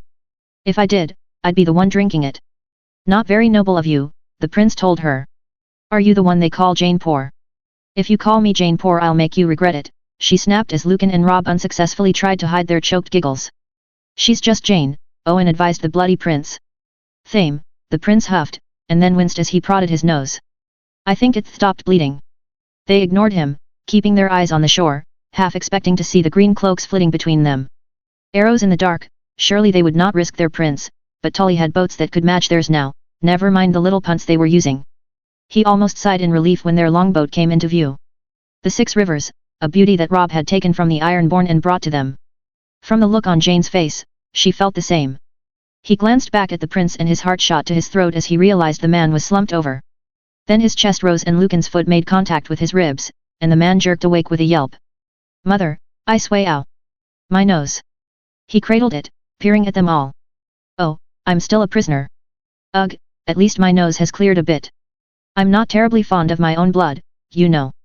But you are terribly fond of your own voice, Rob sighed, throwing out the rope to bring them into the small dock. Of course, the prince smiled. It's an excellent voice. I say, where is this? Doesn't have a name anymore, Jane muttered, jumping from the boat and looking around angrily. I did think it looked rather. The prince paused and glanced at Jane, showing perhaps the first bit of good sense all night and shutting up as her angry glare rested on him. This was where they had found Jane. A young girl, still trying to run a tavern that was rotting and falling apart around her. It used to be a large village, he explained, holding out his arms so the prince could safely get off the boat. Jane scoffed bitterly, tilting her head away as if to hide her grief. Your mother changed to roads. Travelers stopped coming by. It became harder and harder to ship goods out. Men left to find better land and markets. Now there's nothing left. Shit, sighed the prince. Look, my mother is, my mother. Hard-headed, stubborn. She thinks it best to break a few eggs and make a meal now, rather than starve later when the basket has gone rotten. Men like you and I can think in terms of today, or next week, my mother thinks in decades and longer. She isn't evil, sir, even though, she's caused harm to you and yours. From the way the prince spoke. Owen clenched his jaw, to hear the Black Queen spoken of so softly as that. Isn't she? Asked Rob. You ought to ask Lord Bracken, freezing his bollocks off up at the wall, whilst his traitor daughter plays lady and cozies up to the Blackwoods. Really cozy with them, if you believe the rumors, snickered Lucan. I can refute that one, the prince told them. Aunt Jane and Uncle Emond are disgustingly in love, Black Ollie only loves raising a ruckus. A woman after my own heart, that one. Rob huffed and stormed off up the jetty for Jane's tavern. Elwood, his younger brother, trailed in his wake. The movement brought Owen's gaze to Sir Devon and John, who had disembarked but were snarling at each other on the jetty. Ollie, Lou, and Don stood nearby, their short swords drawn as if they expected violence. After a moment, Sir Devon shoved John Rivers away. Out! You rat bastard! You bring us nothing but dishonor. John Rivers went to protest, but the 3 Lanny men moved in and he clearly thought better of it, pulling his cloak tighter around him to storm off with his head held high. Sir Devon watched him go, his lips curled in disgust before he seemed to gather himself. With a smile fixed back in place, the nobleman breezes over. Prince Viserys. Welcome to our humble village. I wish I could offer you better accommodations, alas, we are but poor rebels in the service of justice and good. Now, let us step inside and discuss our next steps, shall we? Chapter 425, Prince Viserys' Grand Adventure, Part 2. Chapter text. He left Sir Devon, Lou, and Don at his back, and made his way into the inn. Rob and Elwood were perched at the bar, Jane behind it. Perhaps once there would have been ale to pour and a fire roaring in the hearth, while men sang after a long day. There were no such things here. The inn was cold, a weak fire had been set in the hearth, but it did not provide much heat. Its flickering made the inn seem gloomier. Jane had poured the weak beer they had scrounged into 3 mugs, sliding the last toward him. I have to tend to my armor, he told her. She gave him a look, lips pursed, as if assessing whether he told her the truth or not. Finally, she shrugged and took the mug back, sipping from it herself before pulling a face. He shrugged off his cloak, hanging it from the back of an old chair as he stepped away. As he made his way to the room he occupied, he wondered what Lucan had gotten up to. Or, darker thoughts intruded, where John Rivers would find himself. The bastard had never been openly associated with their band. They were the core, others came and went as the seasons allowed, yet despite John's constancy, he had avoided making much of his presence. A blessing now, he thought as he fumbled with his pauldrons, letting them slip from his shoulders. He laid them gently on the straw, grimacing at every imperfection he saw. He began on the counters and sighed to himself. Plate armor and his place of birth had earned him his nickname. Whomever his father had commissioned his set from had been a fine armorsmith. The set had survived a long time and a lot of hard use. His set was only second to Sir Devon's, but that was only fitting as a noble. He shed his vambraces and laid them beside the rest. His breastplate followed, and stripped to the waist of armor, he paused again. He stank of metal and river. He'd need a bath when all this was over, although he sorely wished he could afford the time to have one now. He moved on, fumbling with the greaves and sabatons. When he was finally free of it all, in nothing more than his shirt and breeches, he wondered if he ought not get himself a squire. Once all this was done and they had done some good in the kingdoms, he should take a young man. Not a noble, some farm boy. Teach him to be a knight, about what was right and wrong, about the 7. He snorted. Not but fancy until all was said and done. He moved over to his trunk and found what he was looking for amongst his belongings. His sisters had always teased him for his neatness. He wondered where they were now. Both had married well, no doubt he had nieces and nephews aplenty. Soon he'd be able to look them in the eye and say that he'd made their futures better for them. He sets to scrubbing his armor with the rough stone, ensuring if there was any rust it was taken care of. Then he followed the scrubbing by wiping it down with sheep's wool. Each dent, each gouge, thought he could do little about that right now. Lucan could man a forge, but he'd only ever forged horseshoes or nails, axe heads and farm tools. Not the tools of a knight's trade. A knock on the door roused Owen from his miserable thoughts and he rose. Not that Jane waited before pushing the door open, balancing 3 bowls of something hot along her arm. He sniffed the air and was surprised to hear his stomach grumble in response. Saved some beef for a good stew, she told him softly. I thought you deserved first choice. Before who? He asked, smiling despite himself as he took a bowl from her. From his princeliness, who else? Sir Devon's given him his room. I'd say it was him being a noble again, but it's the only room that locks properly. The reminder of the prince makes his thoughts dour again. Oh, don't let him get to you, Owen. You're twice the man he'll ever be. It's not him, he told her, staring into the brown of the stew. Or perhaps it is. My mind turns to the future. About what we'll do after this. A bit early to wonder that, isn't it? She asked sharply, her eyes bright as they fixed unwaveringly on him. His stomach rolled, attention creeping into him, although he could not quite understand why. Maybe, he finally said, feeling unaccountably like a coward. Come, I'll escort you to the prince. The man is lecher and drunkard, I'll not have you in danger. Defending me with a stewpot, are you? She asked, her mouth curving into a smile.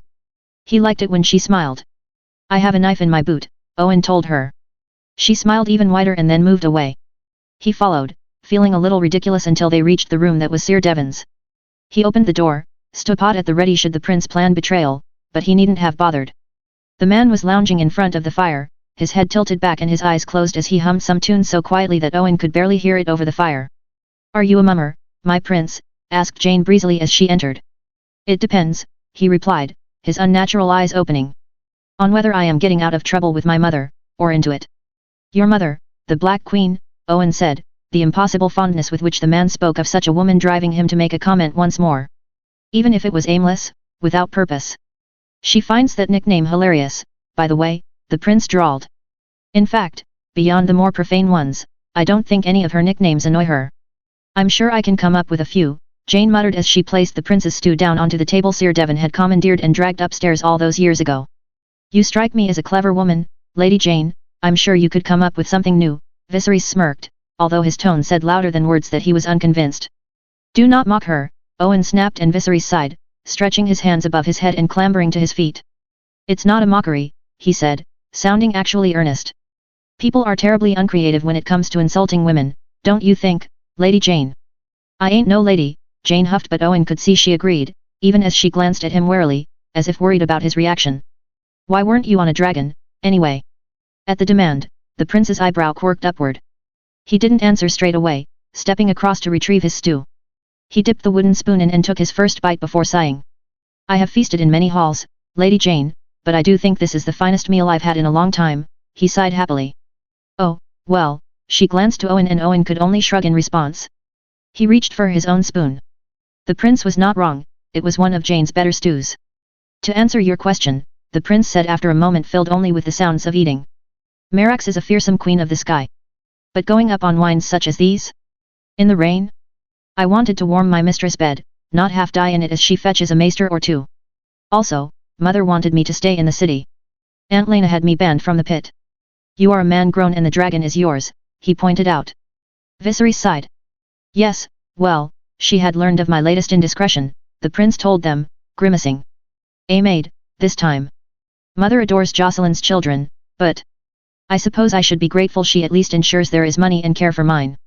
Probably to avoid offending your royal wife, Jane replied, placing her own bowl aside and looking to Owen. Owen avoided her gaze. How many bastards did this man have? My wife enjoys being the victim, Viserys almost snapped. Be it of myself, my mother, her father or the world's other many injustices. She loves nothing more than to play the poor, frail. He stopped and took a deep breath, and Owen realized the man had actually been irritated, his cool demeanor punctured as he shook himself. But you didn't come here to hear of my marital strife. You want to know about my mother. We know all we need to know about her, Owen told him, placing his half-eaten stew aside, suddenly unable to take another bite. Viserys snorted, his smirk back in place as he leaned back in his chair. Do you? From the tales you'd think she was a giant, impossibly cruel and beautiful, who bathes in the blood of children to stay young and burns septas for her amusement, he laughed. Not so. So, go on, ask me anything. Consider this a royal consultation for my two favorite members of your little band of not bandits. He opened his mouth to deny it, but Jane actually looked thoughtful and so he waited for her next words. How many children do you have? She finally asked. Viserys tilted his head back and squinted at the ceiling, as if taking a mental count. 5, he finally stated. 1 in Lys, 1 in Pentos, 1 in my sister's court, and 2 in King's Landing. Mother sees their mothers get a good allowance and badgers me about being present. I hardly think that's a good idea. If I were any kind of man to follow, I wouldn't be captured in an abandoned village with the start of a hangover. He paused for a moment. Or the start of a concussion, he finished. My point is, they won't sing tales of me unless they're bawdy ones. Best give the little ones an actual chance, yes. A man ought to know his children, Owen said, thinking of his own father. He had oft been busy, before his business had failed. And then he'd been away as a squire himself and he shook his head. What of the throne, he asked cautiously, recalling Sir Devon's speech about Riker and women. The Iron Throne, asked Viserys as Jane looked to Owen, her eyes full of warning. What a curious question. My older brother would have taken our father's business even though our older sister was born 3 years before him. Are you truly happy with your sister taking the throne? He couldn't imagine any man agreeing to such, but this man seemed to be allergic to any kind of duty. Perhaps he saw it as another obligation to fling himself out of the way of. Perhaps one day I'll introduce you to my sister. If I disappoint you, she'll do the opposite, Viserys laughed gaily. Then his face grew a little more serious. She is a warrior, a leader of men, with children of her own who are true-born and all proper. She only drinks at feasts, and then sparingly, and when she sets herself to a problem, the problem always yields before she does. That sounded too good to be true. Honestly, men like you would fall over themselves to follow her, if only she had a cock to swing about, Viserys snickered. I am not afraid of bending my knee to a woman, he argued. But an unworthy queen. My mother is far more worthy than your Lanny Knight, or I, or even Riker. Viserys snapped. Then he flushed and turned his head away. Forgive me, I tire. I wish to sleep. Jane was the first to move, scooping up his and her abandoned bowls and then taking Owen by the arm and pulling him away. He went with her, feeling unaccountably like he had made some error or mistake. He let her take his unfinished stew and let himself back into his room, placing aside his armor into its trunk as thoughts turned over themselves in his head. The princeling was wrong, he told himself. If Jane had been a noble woman, he'd have sworn himself to her in a heartbeat and felt no shame. But the Black Queen wasn't worthy. She had forced the faith to serve her, she had smashed centuries of traditions, she had broken the maesters when they opposed her, she had torn apart families and sent good men to the wall and killed even more. Perhaps the princeling was right and the princess was worthy, but she still followed an unworthy queen herself. She still fought her battles and enforced her laws. When the men of the Reach had rallied at Bitterbridge and marched, it had been her that had led their massacre. He pulled his sheet aside and settled into the straw, pulling his blanket over him, his mind whirling with atrocities committed and justification for them. Since when had mere words been enough to shake his convictions? Chapter 426, Prince Viserys' Grand Adventure, Part 3. Chapter Text. Owen had scarce put on his armor and stepped downstairs before he heard hoofbeats and yelling. It was an odd feeling that overtook him as he gripped his blade and readied himself. It feels as if the world is too slow around him, he too calm. They had taken a prince, of course they would see attack sooner than later. Why had Oli not cried out in warning? Perhaps he was already dead. Yet when he stepped into the courtyard, it was sweet Dennis he saw, his fine clothes all askew and covered in dust from the road, with a terrified look on his face as he almost tripped over his long legs to reach Sir Devon. The oddly numb feeling faded to the wild beating of his heart as he watched, rooted to the spot, sweating at what could have been upon them. He realized, quite suddenly, Jane is next to him, her bow in her hands. He opened his mouth to tell her to run should they actually be attacked, but the words die in his throat as she turned to him and all he can offer her instead is a weak smile. She returns it. He still thinks it. There is a tunnel in the cellar of the inn. It comes up in the woods to the east. From there it was a straight run into the Crownlands, she could lose herself in the Kingswood or head north and find herself a better life. What's gotten into the whore, grumbled Lucan, holding his war hammer in front of him as he approaches. Never seen him move so fast in my life. Something has him full of fear, Owen noted, watching as Sir Devon placed two hands on the man's shoulders, his brow furrowed as the man gestured wildly. That's not hard. He'd rather take his swords in the rear that face a man from the front with a true sword in his hand, Lucan guffawed and Jane scoffed in disgust. Lucan's words, ill done as they are, remind him of the prince's lascivious look from the night before and he shakes his head to dislodge the image. It was just after the prince departed. Dennis was almost babbling as Owen approached, a feeling of ill ease in his chest. They were not gold cloaks, Dev, they wore no sigil or heraldry and they did not mean my arrest. Are you quite sure, Dennis? Asked Sir Devon, his tone doubtful. This could be some jilted lover or angry husband sending men after you. Mere happenstance? It was not, sweet Dennis said, flatly. It was not, Dev, something has gone wrong. The Queen's men would have swept me away, those weren't hers. Nor were they armed thugs. They meant to drag me away and leave me to die in a back alley. And you are sure they were there for you? Asked Sir Devon, frowning fully now as he let his arms fall from sweet Dennis' shoulders. But this was before. I see. Sir. Owen asked and Sir Devon straightened. We have been deceived, Sir Owen, I apologize for being so blind, Sir Devon lamented.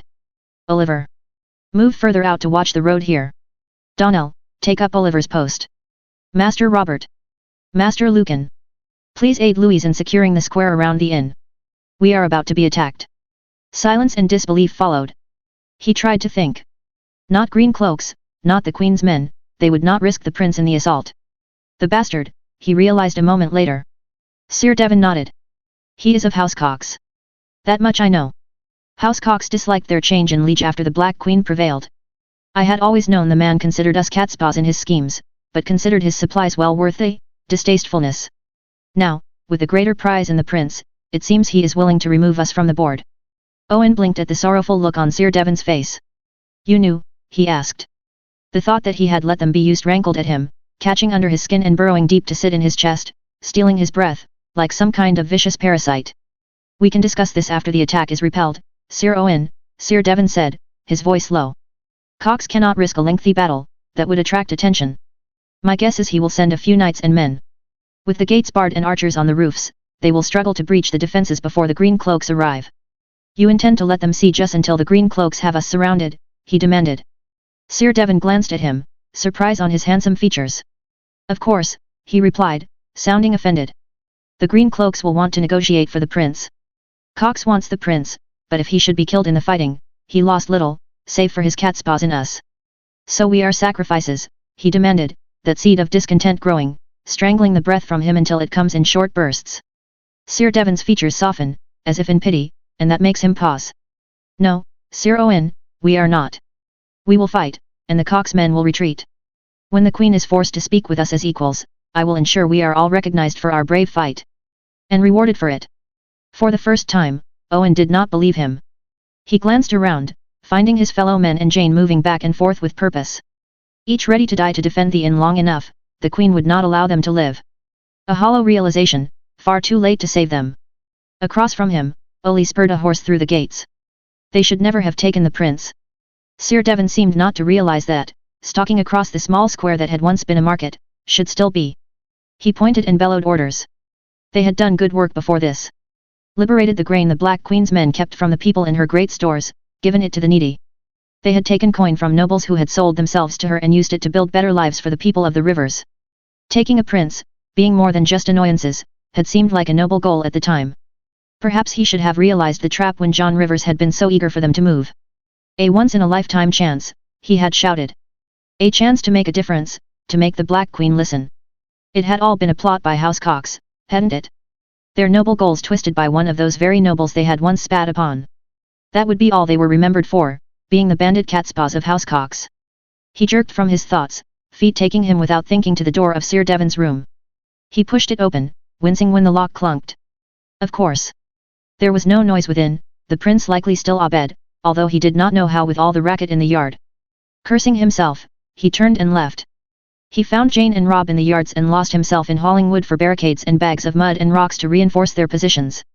His back and arms ached by the time they were done, but he felt somewhat better.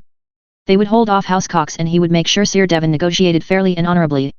But first, they would need to hold off House Cox. As if his thoughts had become real, a horn sounded and Lucan and Sir Devon heaved open the gate, allowing Oli to slip in. Once closed, the scout, usually eager to laugh and jest, looked ashen. 20 men, knights all. Perhaps half a turn away, he gasped. Sir Devon gestured and Don came forth with a waterskin that Oli took gratefully and drank deeply from, slopping water over his chin and across his shirt, leaving it damp. I see. Damn John Rivers to the seven hells. Did you sight him? Asked Sir Devon.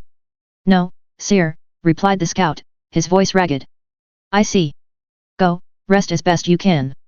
Sir Devon told him. Then his face hardened. Archers to the roof. Sir Owen, Master Lucan, stay in the square. Should they breach the gate, retreat to the inn and bar the door. Our princely prize is securely locked in my room. Lady Jane. Fall back and protect him. If he is lost, we all are. This time Jane did not protest, merely taking her bow and racing inside. He did not miss the scowl on her face, though. Lucan joined him, warhammer in his hand and his face grim. Should have caved the bastard's head in before he left, Lucan muttered darkly. It was not knightly to agree, but in his heart, he knew he did. He watched as Sir Devon paced, his fine armor gleaming in the sunlight. Had Sir Devon allowed the man to run in hopes of keeping their alliance? What am I to do? Asked a quiet voice and he nearly leapt from his armor as they both turned to find sweet Dennis, his face anxious. I should not have returned. Oh, hells, why did I come here? Shut it, snapped Lucan. Sweet Dennis flinched. Owen reached for his boot knife and handed it to him. Sweet Dennis took it, holding like he'd seen Jane hold dead mice. Take this and aid Jane, he told him. Stay out of the way of the real fighting. Of course, he squeaked and practically ran to the inn. Lucan spat after him. Fucking whores, he grunted. At least Jane isn't craven. That one will piss himself and give up before he uses that blade. It keeps him out of the way, Owen murmured and Lucan shrugged. They both turned back to Sir Devon as he paced back and forth. Listen, Sir Crab, I'll say it once. You ain't half bad to fight beside. Whatever is waiting for us in the end, come meet me there. I'll raise you a drink or two. He opened his mouth to lecture Lucan on the finer points of the seven heavens, and then decided better of it. We will live through today, Lucan, and I'll buy you a drink or two myself, he settled for saying. Ha, laughed the man. They fell into a companionable silence. Owen settled into his breathing, offering a prayer to the warrior to grant him strength. He offered a prayer to the maiden for Jane, to keep her safe should they fall. He was halfway through asking the father to look on them kindly in this life or the next, when Lucan spoke again. Something's wrong, Sir Crab. They should have been here by now, he muttered. Half a turn has been and gone. Perhaps they turned back. But even as he said it, he knew it was foolish. Dawn would have seen them before they had seen the town, and they would have no reason to fall back unless they had seen the defenses and realized they could not breach them in time. Lucan grunted before stepping forward. What came next, happened too quickly and too slowly. He would see it in his nightmares for years to come. A shadow cast them all into gloom and he glanced up on instinct more than anything else, expecting to see a rain-dark cloud hovering over them. Instead, it was a dragon. He froze, mind refusing to process it as it swooped down, and then the world rushed back and he yelled a warning, too late. The gate exploded into splinters as the dragon tore through it with ease, bellowing its challenge at the all. He reached for his blade, fingers half betraying him as he fumbled with it. Sir Devon had fallen and was rolling away from the creature. Lucan had remained standing, despite being closer, bringing him level with the creature. It was pale blue, almost white really, and glared down at them unflinching. Surveying them as if they were ants, or bugs uncovered from the underside of a log it had just disturbed. A figure, clad in black scaled armor with a scarlet cloak, leapt from its back, sliding down its outstretched wing. The knight strolled past the dragon, the blade in his hand of Valyrian steel, a red ruby set into its hilt. The knight's free hand ran over the scales of his mount, and the mount shifted as if the contact pleased it. I will say this only once, the woman called. No, not a woman. What a fool he was. This was Crown Princess Jocelyn. The blade she wielded was Dark Sister. Lay down your arms and bring my brother to me safely and I will ensure your safety in turn, she bellowed. Deny me this and I will spill blood this day. For a moment after her shout, all was silent. Sir Devon was still on the floor, Lucan still stood before the creature's jaws, his hammer half raised. He could not see the archers on the roof but he could picture them frozen, waiting for Sir Devon's command. And the Lucan bellowed and charged, a sound of rage and hate, and the woman, the princess, readied her blade, but they would not get the chance to clash, because the moment Lucan started moving, the dragon's head snaked out and bit into him, sending a shower of blood spattering into the mud. Lucan's warhammer fell from suddenly nerveless fingers as the dragon reared back, taking a full half of him with him. Someone, somewhere, vomited. Owen just stared. His brain refusing to understand what he had just seen. Lucan had been wearing chain mail, how could it have? He raised his head and saw the red staining the dragon's maw. Bile rushed up his throat. Princess Jocelyn, so kind of you to drop by, grunted Sir Devon, on his feet now. Sir Devon was smiling pleasantly. As if that monster hadn't just ripped Lucan in half. He refused to look at the remains. Sir Devon Lanny, most recently of Lanny Sport, now of a bandit group in the rivers and isles. Surrender, tell me who bankrolled this little tantrum and return my brother to me, and I will return you to Lady Johanna for punishment, the princess spat. I won't even check what she does with you. I am not so dishonorable, princess, Sir Devon replied. Owen looked at him. He was still smiling. And drawing his blade. He looked at the dragon, whose head was coming back down again. I request combat, princess, and not with your dragon as a champion, he called. Will you grant me that, at least? You seem to have the numbers, she drawled, but the dragon retreated, as if responding to some invisible signal. Perhaps she had told it to with her very thoughts. Sir Owen, retreat inside. Should I fall, recall our conversation earlier. Sir Devon's tone was one of steely command. For a moment, he could not move. He sensed the princess staring at him from beneath her helmet. He met her gaze and wondered if her eyes were as unnatural as her brother's. A moment later, his feet seemed to receive the order and he staggered, not even feeling the burn of shame he had expected at such a craven moment, into the inn. Chapter 427, Prince Viserys' Grand Adventure, Finale. Chapter text. Owen's eyes adjusted to the light of the inn and he lunged for the door, slamming it shut and letting the bar fall into place before letting out a shaky breath. It was a false hope, he realized. If that beast wished to force entry into the inn, it would simply pull apart the doors as it had pulled apart their gate. Crouching low, his legs ached fiercely as he made his way to the half-shuttered window and peered out. The dragon had retreated, Lucan's blood still staining its maw. The princess and Sir Devon were clashing in the courtyard. Blades flashed and he could already tell who would be victorious. His stomach dipped unpleasantly. The realization that all of this, everything they had done, would end with Sir Devon's death and their capture. The tunnel. He could take Jane and leave through the tunnel. Hedge knights were a halfpenny apiece. He could take her, they could lay low for a moon or two and he could emerge as someone other than Owen the Crab. As if his thoughts caused a sign from the seven, armored figures moved beyond the shattered remains of the gates, frost shifting to allow them passage. The dragon's teeth. At their head, a tall, broad-chested man with red hair and a full red beard paused, watching the fight, his stance indicating a complete lack of concern for the princess. Owen let out a slow breath and forced himself to focus. He rocked back on his heels and turned. Jane, he had to find Jane. He crept through the gloom of the inn, only daring to stand up when he reached the wooden stairs. He took them two at once, sacrificing any stealth for speed. It would not be long before Sir Devon fell, it would not be long before they forced the door of the inn. The men on the roofs would need to be dealt with first, but... He tripped, his boot finding something solid. He lay on the floor for a brief moment, all the breath driven from him, and then he placed his hands beneath him and hauled himself up, only to stop when he realized his torso was stained red. Sudden panic seized him, where had such a wound come from? Until some manner of thought asserted itself. He wore plate. Nothing could have a slow, overpowering dread welled up inside of him and he turned. Sweet Dennis' face stared back at him, his features a rictus of terror. Beneath him, a pool of blood still expanded. He turned back to the corridor. Jane. This time he ran, sword drawn, toward the room that had been Sir Devon's. The door was ajar and neither his heart, wild and quick, nor his mind, rushing with thoughts of horror over what had become of Jane, found any issue with kicking the damnable thing open. The wooden door flew open, bouncing off the wall behind with a great, juddering crash, and he almost fell into the room. Jane is there, Jane is alive, stood next to the prince. John Rivers stood across the room from them, his sword stained in blood. He's half bent over, hand clutching his side, paler than Owen recalls.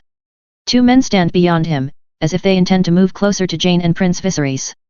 Bastard, he bellowed. John huffed, then winced. One of his men turned, short sword raised, to meet him.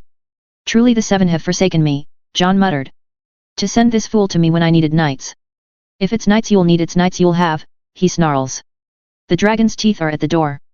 John Rivers froze and some sort of wild satisfaction flew through Owen then. John's men glanced at one another.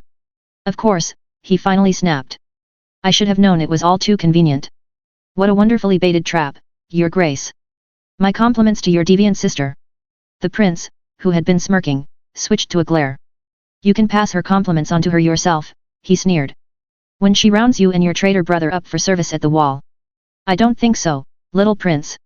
This was a risk, yes, but your sister shan't be catching me. And those men she has no doubt waylaid on the road have no connection to my brother, John sneered. You two, we're leaving. Let these fools take the blame for this failure. One of the men took a step forward toward Owen, and he raised his sword. The man stops and John hissed, angry and in pain. Let us pass, crab. You might still take your lady love and escape. Jane.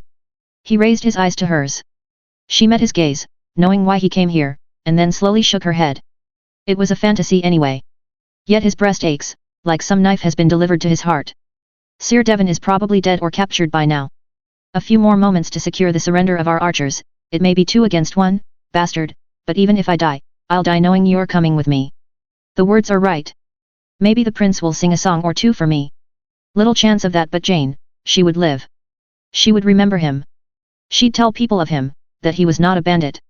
He had not been some man rallying to fight for the Maester Prince, but to fight the injustice he saw. You could always offer me the throne again while we wait, the prince smirked, tilting his hands as if he were examining his nails. Tell me again about how I'm much more suited to it than my sister because of my cock. I do love a good bit of flattery. So does my cock, incidentally. For fuck's sake. He's one man. Kill him. John shrieked, raising his own blade. Rush him. The 2 men he'd brought with him obeyed, pushing forward, and Owen stood his ground, blade raised to meet them. Then the prince moved, faster than he'd have thought the man could, his blade flashing silver. Blade? When had he gotten a blade? Either way, John's man did not see the attack coming until it was far too late, falling backwards in a spray of blood. The prince danced back, a dagger in his grip and stained red with blood. His smirk had returned in full force, looking ever so pleased with himself. John Rivers had retreated, his last man following him, both looking wild with fear. Somewhere below them, the inn rang with the dull thud of the door being struck. I think it's rather over, John Rivers, Viserys taunted. It's been fun. Really, it has. Your men will have nothing from me, he snapped. Nothing. You forget, you weasel, Jane huffed breathlessly, and for the first time he realized she must be injured too. Your bodyguards were men of housecocks. Knights for your brother, even if they are shit ones. John turned to the last man he'd brought with him, and that last man turned to him. The lady is as clever as she is beautiful. Prince Viserys laughed. Go on, the first of you to drop your swords and surrender to me, well, I'll get you a nice comfy cell with actual sunlight as opposed to the black cells. Mother may have discontinued the confessor's traditions, but I assure you, those cells are a torture all by themselves. I will not. Then Jon stopped as shouts emanated from below, the sounds of boots striking wood. Last chance, gentlemen, Viserys crooned. What good would them rushing him do now?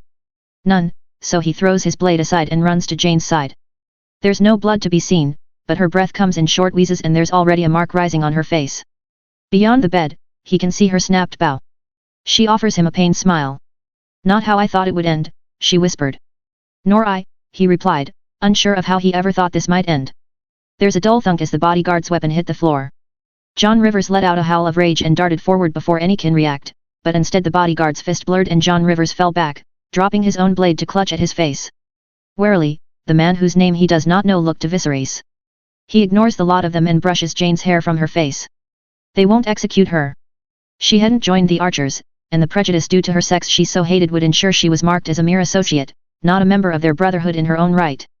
The Princess Jocelyn bursts into the room and Viserys goes from smirking to something he hadn't seen on the prince's face before. Several men in armor follow the princess and pause upon seeing the scene before them. I have Sir Nooncares and John Rivers of House Cox here for you. I'm sure both will sing like little birds in the black cells, Viserys told her, indicating John and his bodyguard. Here. You said, started the unnamed man of John Rivers. I said the first to throw aside his sword I'd see spared, Viserys said, his tone suddenly ice cold. That was Sir Owen. Not a man who would strike a lady hard enough to break at least one rib. The reward of traitors, sneered John Rivers, but neither had the opportunity to argue any more, for the men at the princess' back moved in, seizing them both. The man struggled until someone struck him in his midsection, doubling him up and making him wheeze. He was much more compliant after that. John Rivers tried to knock the hand of the man seizing him aside but was grabbed anyway and half-hauled from the room. Sir Owen, frequently known as the Crab, and Jane, frequently called Jane Poor, Princess Jocelyn began, turning back to them. I am arresting you. Oh come on, Joe. Viserys cut in, earning himself a withering look. At that moment, the man with red hair entered the room, with what could only be the King's Guard member Sir Harold Dark at his back. Good to see you well, Viserys, the man grinned. As I was saying, the princess cut in. I am arrest. No, cried Viserys. No, I made a promise. First to throw aside his sword gets to go free. That was not your promise to make, Princess Jocelyn said slowly. That aside, the Crab is wanted for murder, banditry, rebellion. A long list of capital crimes, might I remind you. Well, that's an exaggeration, Viserys huffed, looking as if he were a child about to throw a tantrum. Owen found his disbelieving eyes drifting to Jane, who looked just as dumbstruck. Princess Jocelyn made an angry noise and pulled off her helm. Long black hair fell free and solid violet eyes under angry dark eyebrows took in her brother. Viserys, she began, as if talking to an obstinate child. This man has a warrant signed by our mother. The Queen. Whom he hates. And wishes to see executed. Well, she wants to see him executed too, so it sounds like fair play to me. Viserys responded. Owen looked at Jane again, wondering idly when the jester in motley would leap out. Judging by Princess Jocelyn's sigh and armored fingers delicately gripping the bridge of her nose, this was not unusual behavior for the prince, and he felt a sudden surge of compassion for the woman. He had been the prince's captor for a night and half a day. And yet he knew exactly what she was feeling, and pitied her for having to deal with it for years. That she hadn't killed him spoke to an uncommon patience. No, look, Joe. It's like this. You said it yourself, they only kill people who fight back. They raid grain stores for the people, not for themselves. Most of what they take ends up circulating among the river and isles. That's why it was safe to use me as bait. Bait? Shit. The knowledge sat like a stone in his breast. Bait. Of course, it all made sense now. No matter how the green cloaks chased, they never caught them. Yet men grew sloppy in victory, and many fights had been lost simply because the other side had believed their victory so complete they had no reason to try to attain it. You were not bait, the princess started, only for the red-headed knight to interrupt her. He kind of was, he murmured, earning himself an angry glare. Whose side are you on, Rolf? She demanded. Then she rounded back to her brother, ignoring Sir Rolf's raised hands of surrender. Get up and go and see the medic, now. No, replied Viserys, sending her reeling back as if he'd just thrown something at her. Stop being a child. Your miscreants can go to the wall as settlers of the new gift if you are so desperate for them to avoid the consequences of their actions, but they will not be staying in the rivers and isles to cause more trouble for our mother and Lord Tully, she snapped. Well, I wasn't suggesting that, he snapped back. Sir Owen and Lady Jane are skilled fighters. They'd be wasted on some farm. Oh, so you'll be welcoming them into your service? Will you? Rebels against our mother. Jane's gaze snapped to him, but his mind was rebelling, refusing to accept what was before them as real. He could not parse her look and he did not want to. Don't be silly, they'd be wasted on me as well, Viserys argued. You take them, sister. You were just saying you needed bowmen. Absolutely not, she shouted. What madness has seized you to even suggest? No, I don't want to know. They go to the wall and that, Viserys, is final. She followed up her pronouncement by spinning on her heel and storming toward the door. The gift wouldn't be so bad, Jane murmured softly. We could have a farm. Children. And if the wildlings came he could fight them. There was honor in that, he realized. Allowing himself to imagine it. It would be cold, but he could handle cold. They'd fight the earth and support the wall. All right then sister, if you should so insist, Viserys acquiesced in a sing-song voice. Both of them glanced up as Jocelyn, at the door, froze. Don't, she said softly and dangerously without turning. Rolf, the red-headed knight, took a step back, looking suddenly worried. And Harold Dark, legendary knight of the King's Guard, followed him. A sudden tension filled the room. I'm just saying. There are consequences to our actions, sweet sister, Viserys continued, as if neither the building tension nor the set of his sister's shoulders were nothing at all. Slowly, the princess turned. And what might they be, she asked, still so soft and deadly, her eyes unfriendly amethysts that glinted dangerously. Heedless, Viserys' face suddenly crumpled into grief and fear. I was so scared, Mama, she told me it would be fine but I had to kill a man. Mama, I was so scared. At his wail, Owen finally acknowledged he had fatally struck his head when he'd tripped over sweet Dennis' body and these were his final, bizarre dreams as he slipped into a long sleep from which death would claim him. No. No, absolutely not. She won't fall for that, you utter no. Princess Jocelyn hissed, rage clear as day on her face. With his newfound realization, Owen nodded. Princess Jocelyn, the only other rational person in this dream, flung her arms into the air as Viserys continued his over-the-top wailing to an imaginary mother. Am I having some kind of apoplectic delusion? Demanded the princess, turning toward her knights, both of whom were studying the ceiling. Owen didn't see what was so interesting about it. Funny, that she should bring up his theories so soon after he had thought it. Fine. Fine, she finally shouted, also at the ceiling. Owen risked another glance at it. It remained the same ceiling as before. Perhaps this was a sign of his increasingly imminent death.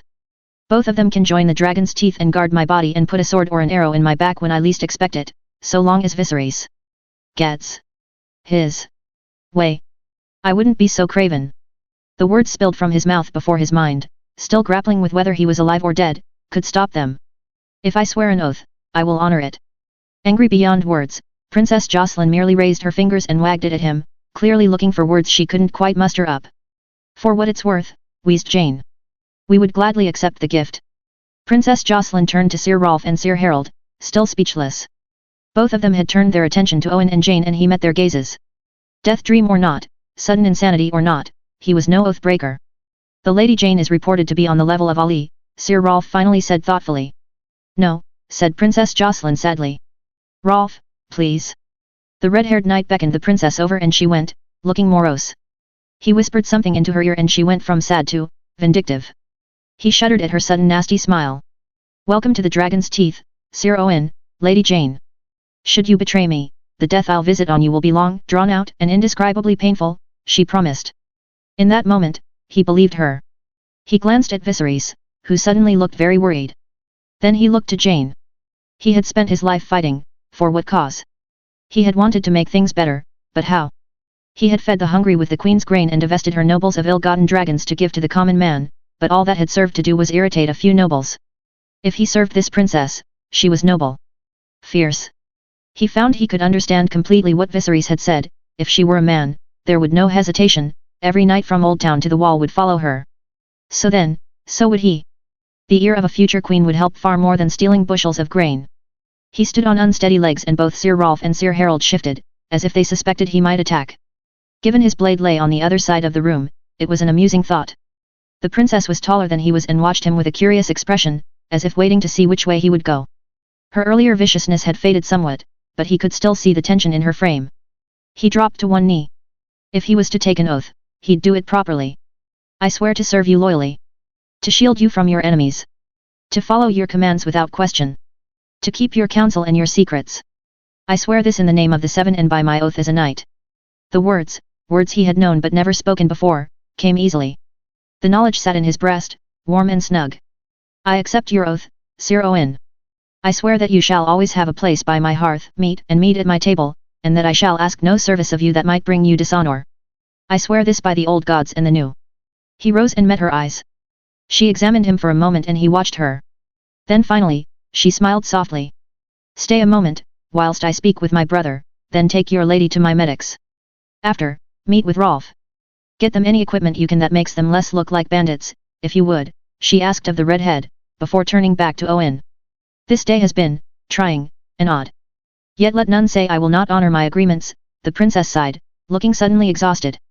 Excellent. Viserys cut in again, beaming proudly. You have a knight and bowwoman, you have housecocks dead to rights, mother shall be well pleased and we can all move on and pat ourselves on the back for a job well done. Of course we can, brother, the princess replied smoothly. I can only apologize for the discomfort you've faced helping me with this matter. Fear not, I will go before bended knee to our mother and make sure she understands the depth of my failure here. What do you mean? Asked Viserys, suddenly nervous. Your capture was inexcusable.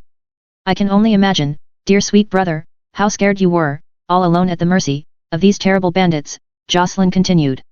I should have dealt with them long ago. As it is, I failed and you had such a terrifying ordeal at their hands. Show. Jocelyn, sweet sister, can we talk about this? I mean, all's well that ends well and you did get something out of it. Jocelyn. Owen jumped as Jane joined him, having hauled herself up. I don't know what just happened, she whispered. But I believe a certain prince may have just saved us a lot of grief. And caused his sister a fair amount of it, Owen noted, not feeling much pity for the prince who was advancing on his smiling sister with an air of panic. Already fulfilling that oath? She asked, then grimaced. I hope this medic has something for this pain. No, do not protest, Viserys, the princess was saying with a vicious satisfaction. You are being too kind to me. I landed you in a horrible situation and I deserve to be punished for it. The words were somewhat undermined by her almost wild grin and complete lack of any kind of remorse. I'll tell mother, he managed weakly. Jocelyn's smile merely widened and she leaned forward, meeting his eyes. The prince swallowed, audibly. The new gift. Viserys turned a despairing eye to Jane and him, before flinching as Jocelyn whirled suddenly and stalked toward the door. Sir Harold Dark followed in her wake and Viserys after him, still calling for a truce with the sister he'd just blackmailed. What just happened? Owen finally asked. My dearest good brother likes to turn even the most serious matters into a farce, Sir Rolf answered, clearly amused. You are Princess Jocelyn's husband, asked Jane. Sir Rolf grinned brightly. I am that lucky man, he almost boasted. Well, we'd better get your lady to the medics. He should be so lucky to call me his lady, huffed Jane. I would be, realized Owen, with sudden clarity, enough so he felt like quite a fool for not seeing it before. I'm sorry, asked Jane, a blush dusting her cheeks. The blush suited her quite well, he decided. I would be lucky. Marry me, Jane, he asked. Her mouth opened and then closed. The blush on her cheeks deepened. Then she hit him, though the sting of the slap faded quickly though, so he knew her heart was not truly in it. You should be so lucky. I demand you court me first, Sir Owen. And properly. Good gods, what was in that beer last night? This cannot be real. Owen rather concurred, but if it was some fever dream brought on by bad stew or a knock to the head, he rather found he preferred it to all else, and so he'd go along with it. After all, he had sworn himself to the future Queen of the Seven Kingdoms, and he was no oath-breaker. Chapter 428, Now for the Peace, Chapter 329. If we set aside the Black Swan's choice of envoy, there is little reason we should not accept this offer, Jane told the table. If the three daughters reform into an anti-slaving kingdom under a monarch well disposed to us, both dominant powers in Western Essos will be opposed to slavery. And by degrees, Pento's own slaving culture will be eroded as both its neighbors settle down and establish a normal rule without slaves, Gerald Redford added. If the Black Swan is successful, Brindamere interjected. There were dark circles beneath his eyes. She is one mildly popular woman in the shattered remains of Lys. Tyrosh and Myr held on to more of their infrastructure and leadership. Even if she keeps control of Lys in the short term, in the long term she will be crushed. Volantis, if nothing else, will ensure that. Then all the more reason we should give our support to young Johanna, called the Grand Maester. If we can prevent slavery anywhere, we have a moral duty to do so. Do we also have a moral duty to cause destructive wars we have no guarantee of any real victory in? Asked Arthur Footley, before glancing about as if he half expected to be rebuked. Your Grace, if we are to commit to Johannes Swan, we must commit in truth. We cannot send platitudes and our spares and unwanted. And getting involved in another war so soon after my uncle and brother's rebellion, with the Iron Islands still in defiance of me, is not feasible. It was a statement, but I paused, waiting for someone to correct me.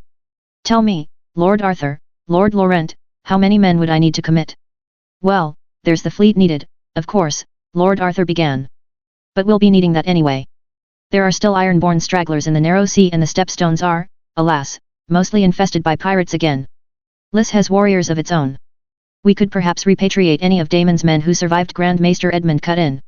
Of those that survived, they will not be fit for war for years yet, if they ever are again, Jane interrupted. Besides, if we start repatriating them, the Stormlands will lose a good chunk of people it is relying on to kickstart its population again. If we seek to defend Lys alone, I would say we would need less than expected, Laurent told us, to Arthur's nodding. The fleet alone can keep them supplied whilst they rebuild, as well as see off any attacks, and a few thousand men as garrison could put them in a position to hold off any bandits or internal threats. But if it comes to taking the Black Swan's claimed kingdom, I fear we would need to invest more than we have, he finished gravely. Lyman, tell me, how much gold would we need to balance our books? I asked. The older man made a show of leafing through his documents, hands trembling, and I swallowed the sudden fear.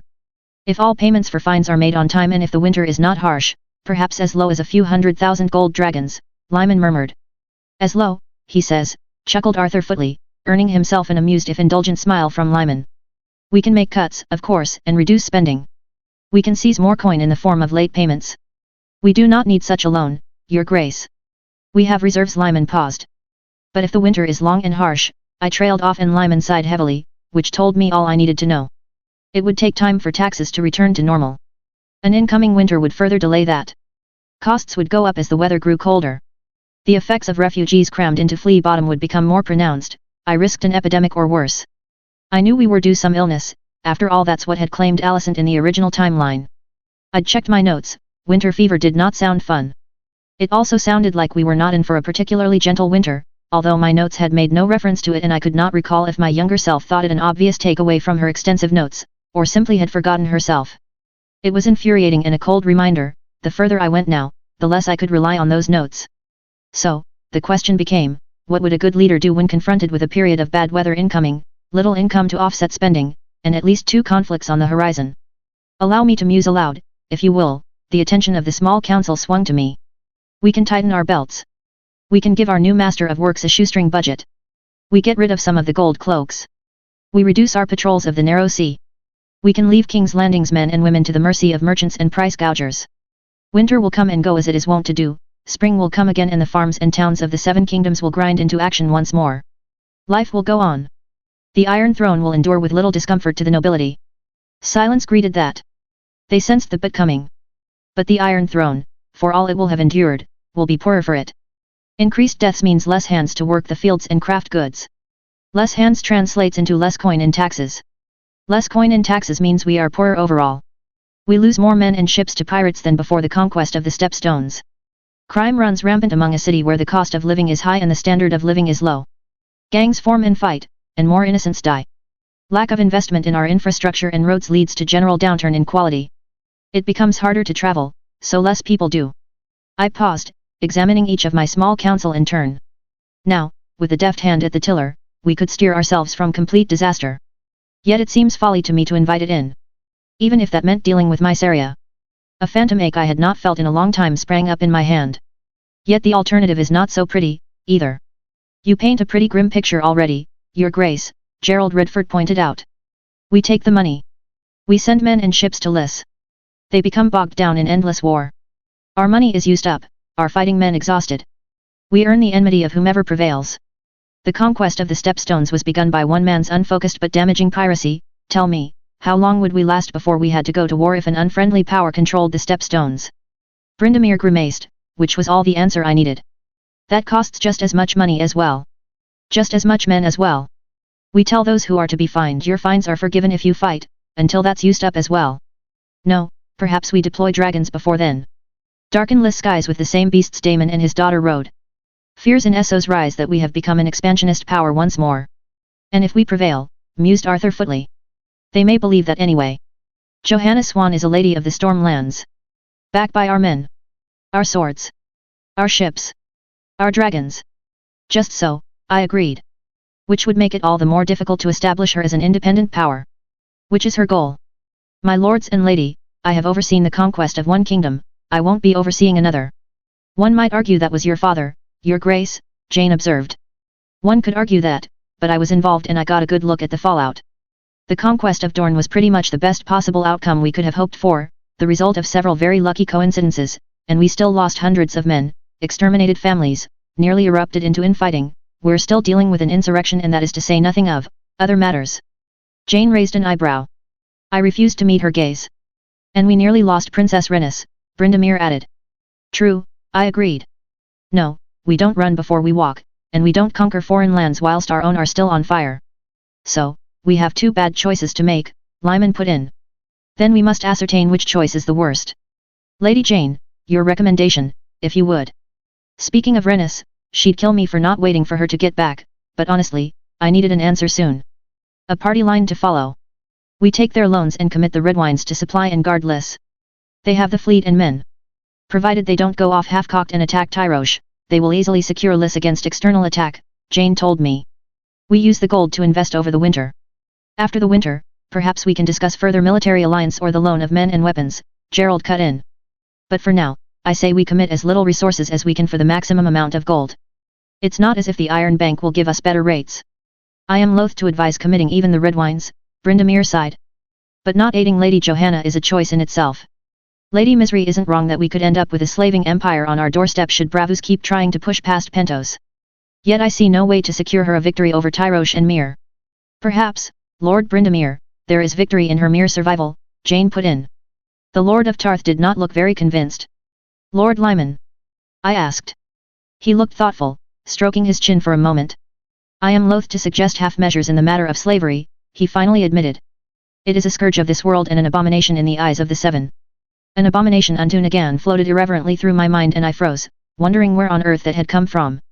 There is nobility in opposing slavery and advantage in taking the loans needed from those who also fight against this scourge.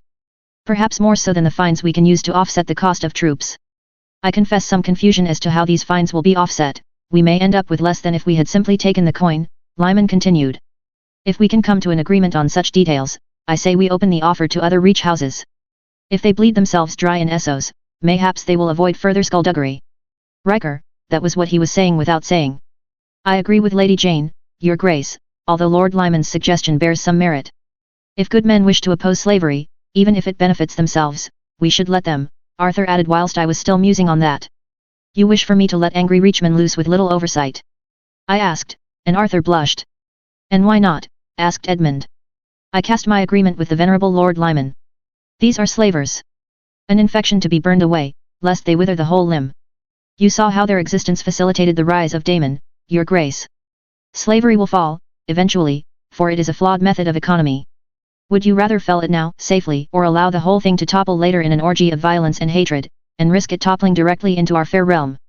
Once again, my mind juddered to a halt as I examined my Grand Maester and came to the uncomfortable revelation, he was serious and very, alarmingly genuine.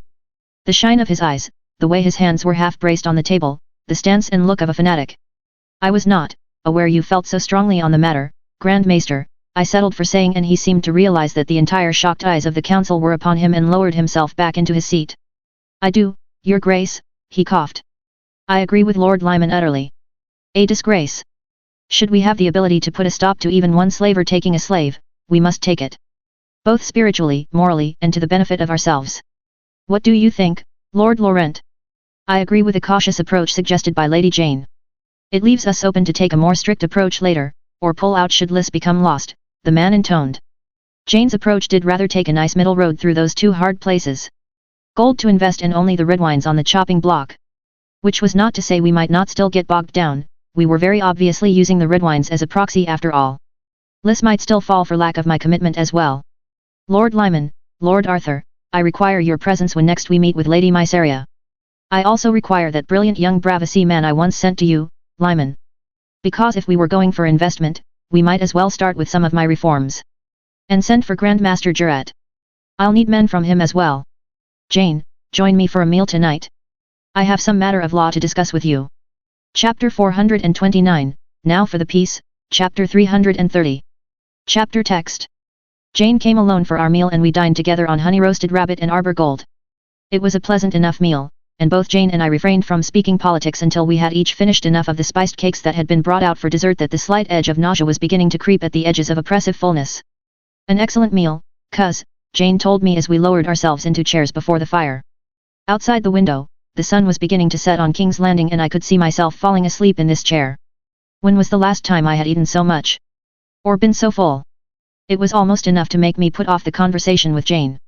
But no, I wanted change, reform, and the longer I waited, the harder it would be. Best plan for it now, so that by the time winter ended, we'd be able to start. It was, I'll have to ensure the kitchens receive a bonus for their work. Although my heart still lies with the cook at the manse. I may have to poach her from my stopped. Jane gave me a sad look. I recall those meals, she said softly. I'd be sorely tempted too, if I could afford her. But I can't imagine you called me here for a bit of company. I might have done, I protested. Jane shook her head. Not after that meeting of yours. You've a mind to start taking a knife to the map again. I was too full to be annoyed with her for being right, so instead I settled for a shrug. Company and reform both, then, I told her. Yes, I have a mind to make changes.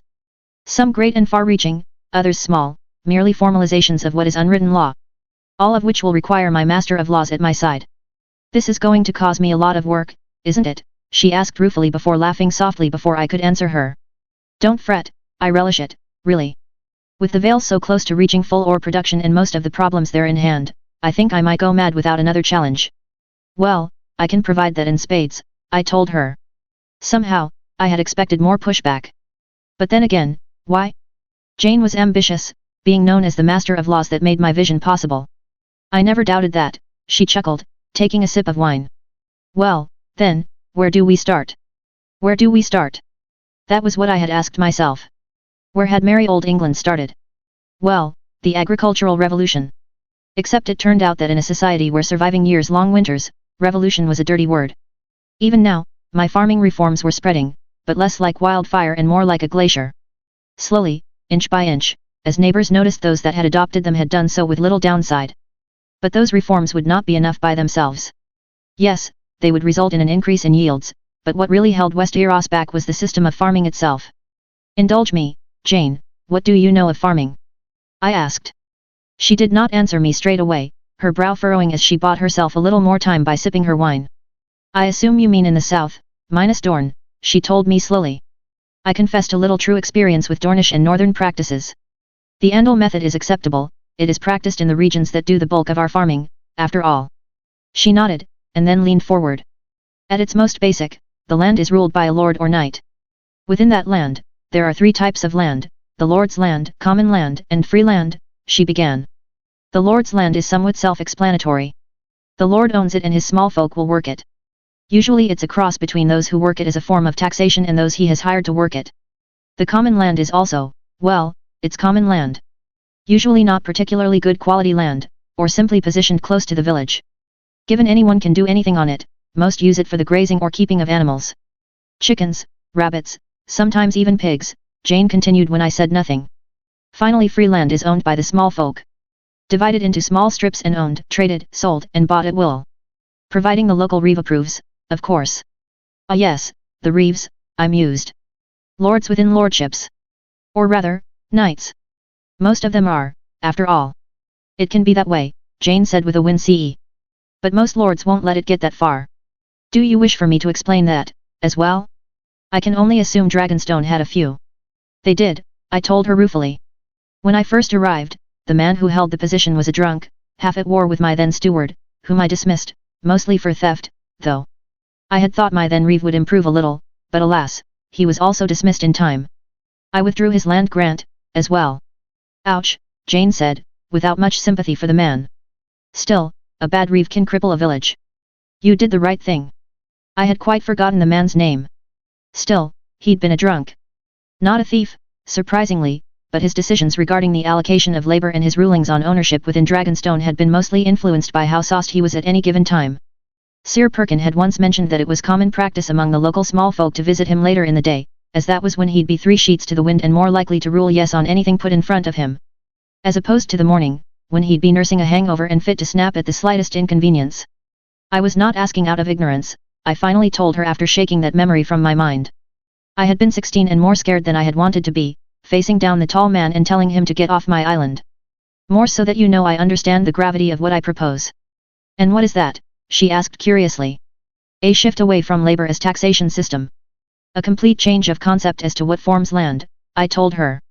A set of rules and regulations that will empower the small folk, but not at the cost of a lord's power.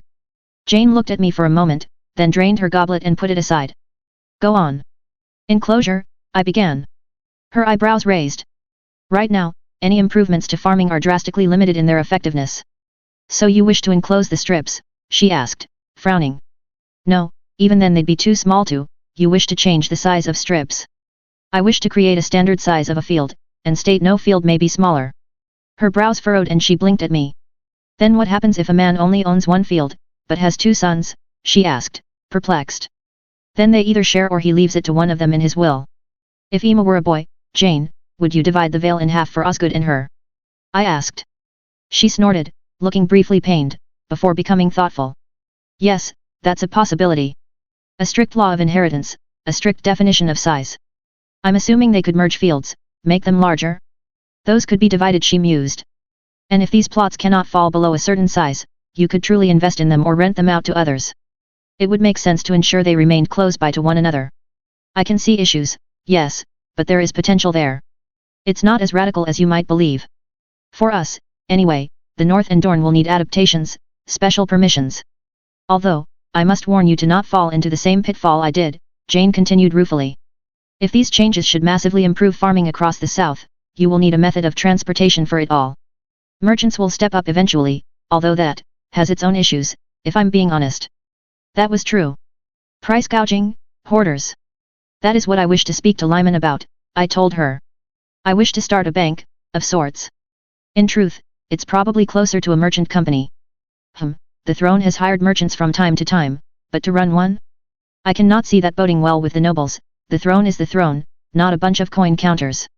Will we have a master of merchants? She asked, and I briefly mused on how this was a terrible idea. Of all the nobles of the realm, the Vale disliked coin counting more than most. Do you recall Lady Lena's once betrothed? I asked, half expecting a pang of pain in my hand, being mildly surprised when none came. Oh, something Heron? No, Harper, go on, remind me, she sighed. Tikio Harshios. Nobody has heard hide nor hair of him in years. With his predilections, he's likely dead, although whether someone stabbed him and left him in a gutter or he drank himself to death will likely never be answered. Yet his kinsman, Muranos, remained. Having angered the Sea Lord, he came to us for protection. He's been in Lyman's service for quite some time. Is he suitably deniable for this? I asked archly and she had the good grace to blush, although she still looked mulish about the whole thing. I do not know, truly, she muttered. What are your ideas? Simple. We buy grain cheaply and store it offset harder and leaner times. We sell off every year and begin again. We force the price of grain to remain low which, in turn, helps us to avoid unrest. At my explanation, she looked less convinced. That would beggar us, Rhaenyra, she told me. And why would the small folk sell to us rather than to half a dozen merchants that would be willing to pay more during times of high demand? Loans, I told her. We give out loans to farmers and would be businesses for setup and improvement or expansion. They pay us back in grain or goods, which we should be able to turn a profit on, or with coin at a set interest rate that's much fairer than any other offer. That will still beggar us, she sighed. Did you miss all of Lord Lyman's explanations that we are riding the edge of plundering our reserves? I'm not saying set it up tomorrow, Jane, I sighed, and she looked suitably contrite. Then back to mulish. I forestalled the argument. Do the gold cloaks raise revenue? I asked. No, but I challenge you to walk the streets of King's Landing if we didn't have them, she told me. Plus, they do fine people. But that doesn't cover their costs, I pointed out and she conceded the point. Consider this part of removing the source of unrest. Small folk will put up with a lot, but if the food runs out. I trailed off and she sighed again. Plus, with improved farms and more businesses, we'll see a rise in incomes elsewhere. And who knows, maybe Muranos will turn a profit, I suggested. I think you are being too optimistic, but I am not your master of coin, I suppose, she grumbled. What else? Massive infrastructure improvements, I told her. Roads first. We repair the ones we have, we improve them, we add to them, we connect these damned 7 kingdoms. After that, I want some manner of official couriers, more connection, more communication. Well, when you said you wished for change, you have certainly delivered. I dread to think what else is in that mind of yours, she smiled. I returned it. It would probably be indelicate to tell her I wanted to erode her own power and centralize it under me. Do you know, she began, almost hesitantly. I think this is the happiest you've been in a long time. I froze, heart stuttering. She smiled sadly. This really makes you happy, doesn't it? Well, for that alone I'm behind you all the way. I have your back, Rhaenyra, even if you start counting coppers like a common merchant. Happy? I gripped my goblet and stared into the wine before raising my head to the fire. That's right, I had been enjoying myself, hadn't I? It was not a betrayal. It didn't feel like one. I could almost hear Iman and Corlys, the former's enthusiasm and the latter's exasperation. My smile returned at the thought. Well, we'll see how you feel after we begin, I told her, basking in the warmth of the fire and raising my wine in a toast. Chapter 430, now for the piece, Chapter 331. Chapter text. Lyman bowed as he entered, Morano's Harshios at his rear.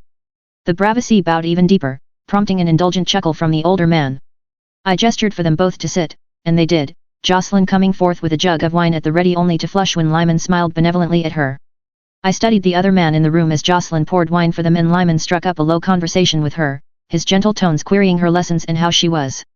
Morano's Harshios. A half-forgotten name, the troubles with his family seemed like they had been an age ago. Once, his uncle had been Sea Lord of Bravus. An ambitious one. When Corlys and Daemon had declared their intent to conquer the Stepstones to eliminate the crabfeeders' escalating piracy, the Sea Lord had welcomed the news. In truth, it had been politics as well as ambition and greed. The crabfeeder had been a proxy for the Triarchy and Volantis, who'd wished to weaken their northern cousins, and the Sea Lord had likely seen a chance to ease the pressure on his own ports with little official action whilst reaping the rewards personally. In truth, had he not died, it would have been a savvy political move. He had approached Corlys a very large loan with very forgiving interest rates in exchange for Laena's hand in marriage and some very gentle tariffs when passing through Daemon's future kingdom. Had all gone well, he would have had the return on the loan, a dragon rider as a good daughter, increased ties to Westeros, a safer narrow sea that was overall a little cheaper to traverse, and the goodwill of every Bravasi merchant. No, perhaps it would have been fine even if he had died, had his son been any other man. Upon his father's death, Takeo Harshios had been too young to obtain the seat his father had vacated, but he'd been rich, handsome, and popular, an established water dancer, and whilst he wasn't the businessman his father was, he wasn't a fool. Which, when you had the wealth the Harshios family had once possessed, was often all that was needed. Had he held his nerve, he likely would have been a force to be reckoned with in Bravasi politics now, a pressure the current Sea Lord would be unable to ignore. Which would be a headache reduced on my behalf, in a purely political manner. He'd have Laena, which was a thought that made me feel ill. Yet something had gone wrong, for his father's death had sent him spiraling. First drinking, then gambling, he'd drunk and gambled away his looks, his body, and eventually the lion's share of his familial wealth. Then he'd stumbled his way to Driftmark and begged the return on his father's loan with more atop it, as Daemon had abandoned the islands and he hadn't received Laena's hand in marriage as promised. Corlys had paid him a pretty penny to go away. Morano's had only entered the picture afterwards. He'd had a role as a clerk in the Iron Bank. Had all gone well, he would have spent a few years under a mentor before his family name would have buoyed him to greater heights and then his talent would have taken him even further. Unfortunately, he'd fallen victim to factionalism. A Sea Lord serves for life, but the man who had served after Besaro Harshios had not lived long at all. A few years, it was to be expected, he'd been old after all. Considered a safe pick whilst the others fought an increasingly bloody war in the shadows. Morano's had served under one Lorez Irales, himself a force to be reckoned with in the structure of the Iron Bank. Lorez had been the one to negotiate the loans we held with said bank, the ones we'd needed to take to conquer Dorne as swiftly and easily as we did as well as keep its economy limping along in the aftermath. And then the Sea Lord had dropped dead and the winner of that bloody war that came next had been Vegaro Sainan, and he had, interesting policies. Much more aggressive than his predecessors, he'd been furious at the Iron Bank for allowing our expansion, and more than a few men had been found dead, rather tragically. Seeing the writing on the wall, Morano's had fled before knives found him next. With nowhere else to go and no money to secure his future, he'd come to us, out of desperation more than any real fondness. Vegaro, still Sea Lord, had never forgiven us for Dorne's capture. I could well imagine that Aaron Dane might have kept in contact with him. In addition, he'd started skirmishes with Pentos, ones that were gradually escalating. It would not be long before Bravus subsumed the city, 100 or so years before they were supposed to. And then, if Mysaria were to be believed, it would continue on for the three daughters, forging an empire of Esso's western shores that could stand in the face of West Eros and Volantis. How is your wife? I asked as Jocelyn finally retreated, a small but pleased smile on her face as Lyman finally let her escape. Morano started, as if he had not expected me to speak to him. Well, Your Grace, he replied. And your sons? I prompted. He flushed. Also well. There has been talk of hiring a tutor from the college, he told me, eyes flickering to Lyman, as if expecting the old man to step in. Excellent. I am pleased to see you have settled so well here, Moranos. At my words, he smiled, looking nervous. I would ask a service of you. Not a service that will go without reward, for I have a few estates that may interest you, but a service nonetheless. He had been performing a service for me for the past decade or so, but he was wise enough not to point that out as he nodded, looking as if he'd like to leave. I have an idea. A rough, unformed idea that will require refinement, but I believe that you, Moranos, are best suited above anyone else to do that refining, I told him, not missing his squirming or the way Lyman's gaze became suddenly sharp. A bank, of sorts. Lyman winced and Moranos looked, worried. The Iron Bank would never allow competition, he told me firmly. And we hardly have the funds to begin one, Lyman put in, as if the Iron Bank's ire meant nothing. Which it didn't, in a way. The Iron Bank was part of Bravus.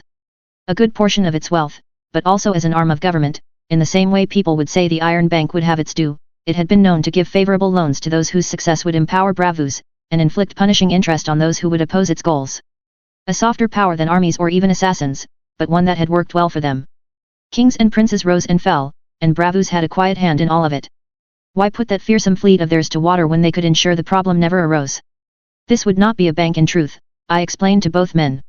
But a vessel for driving investment in rural areas, business rather than subsistence farming.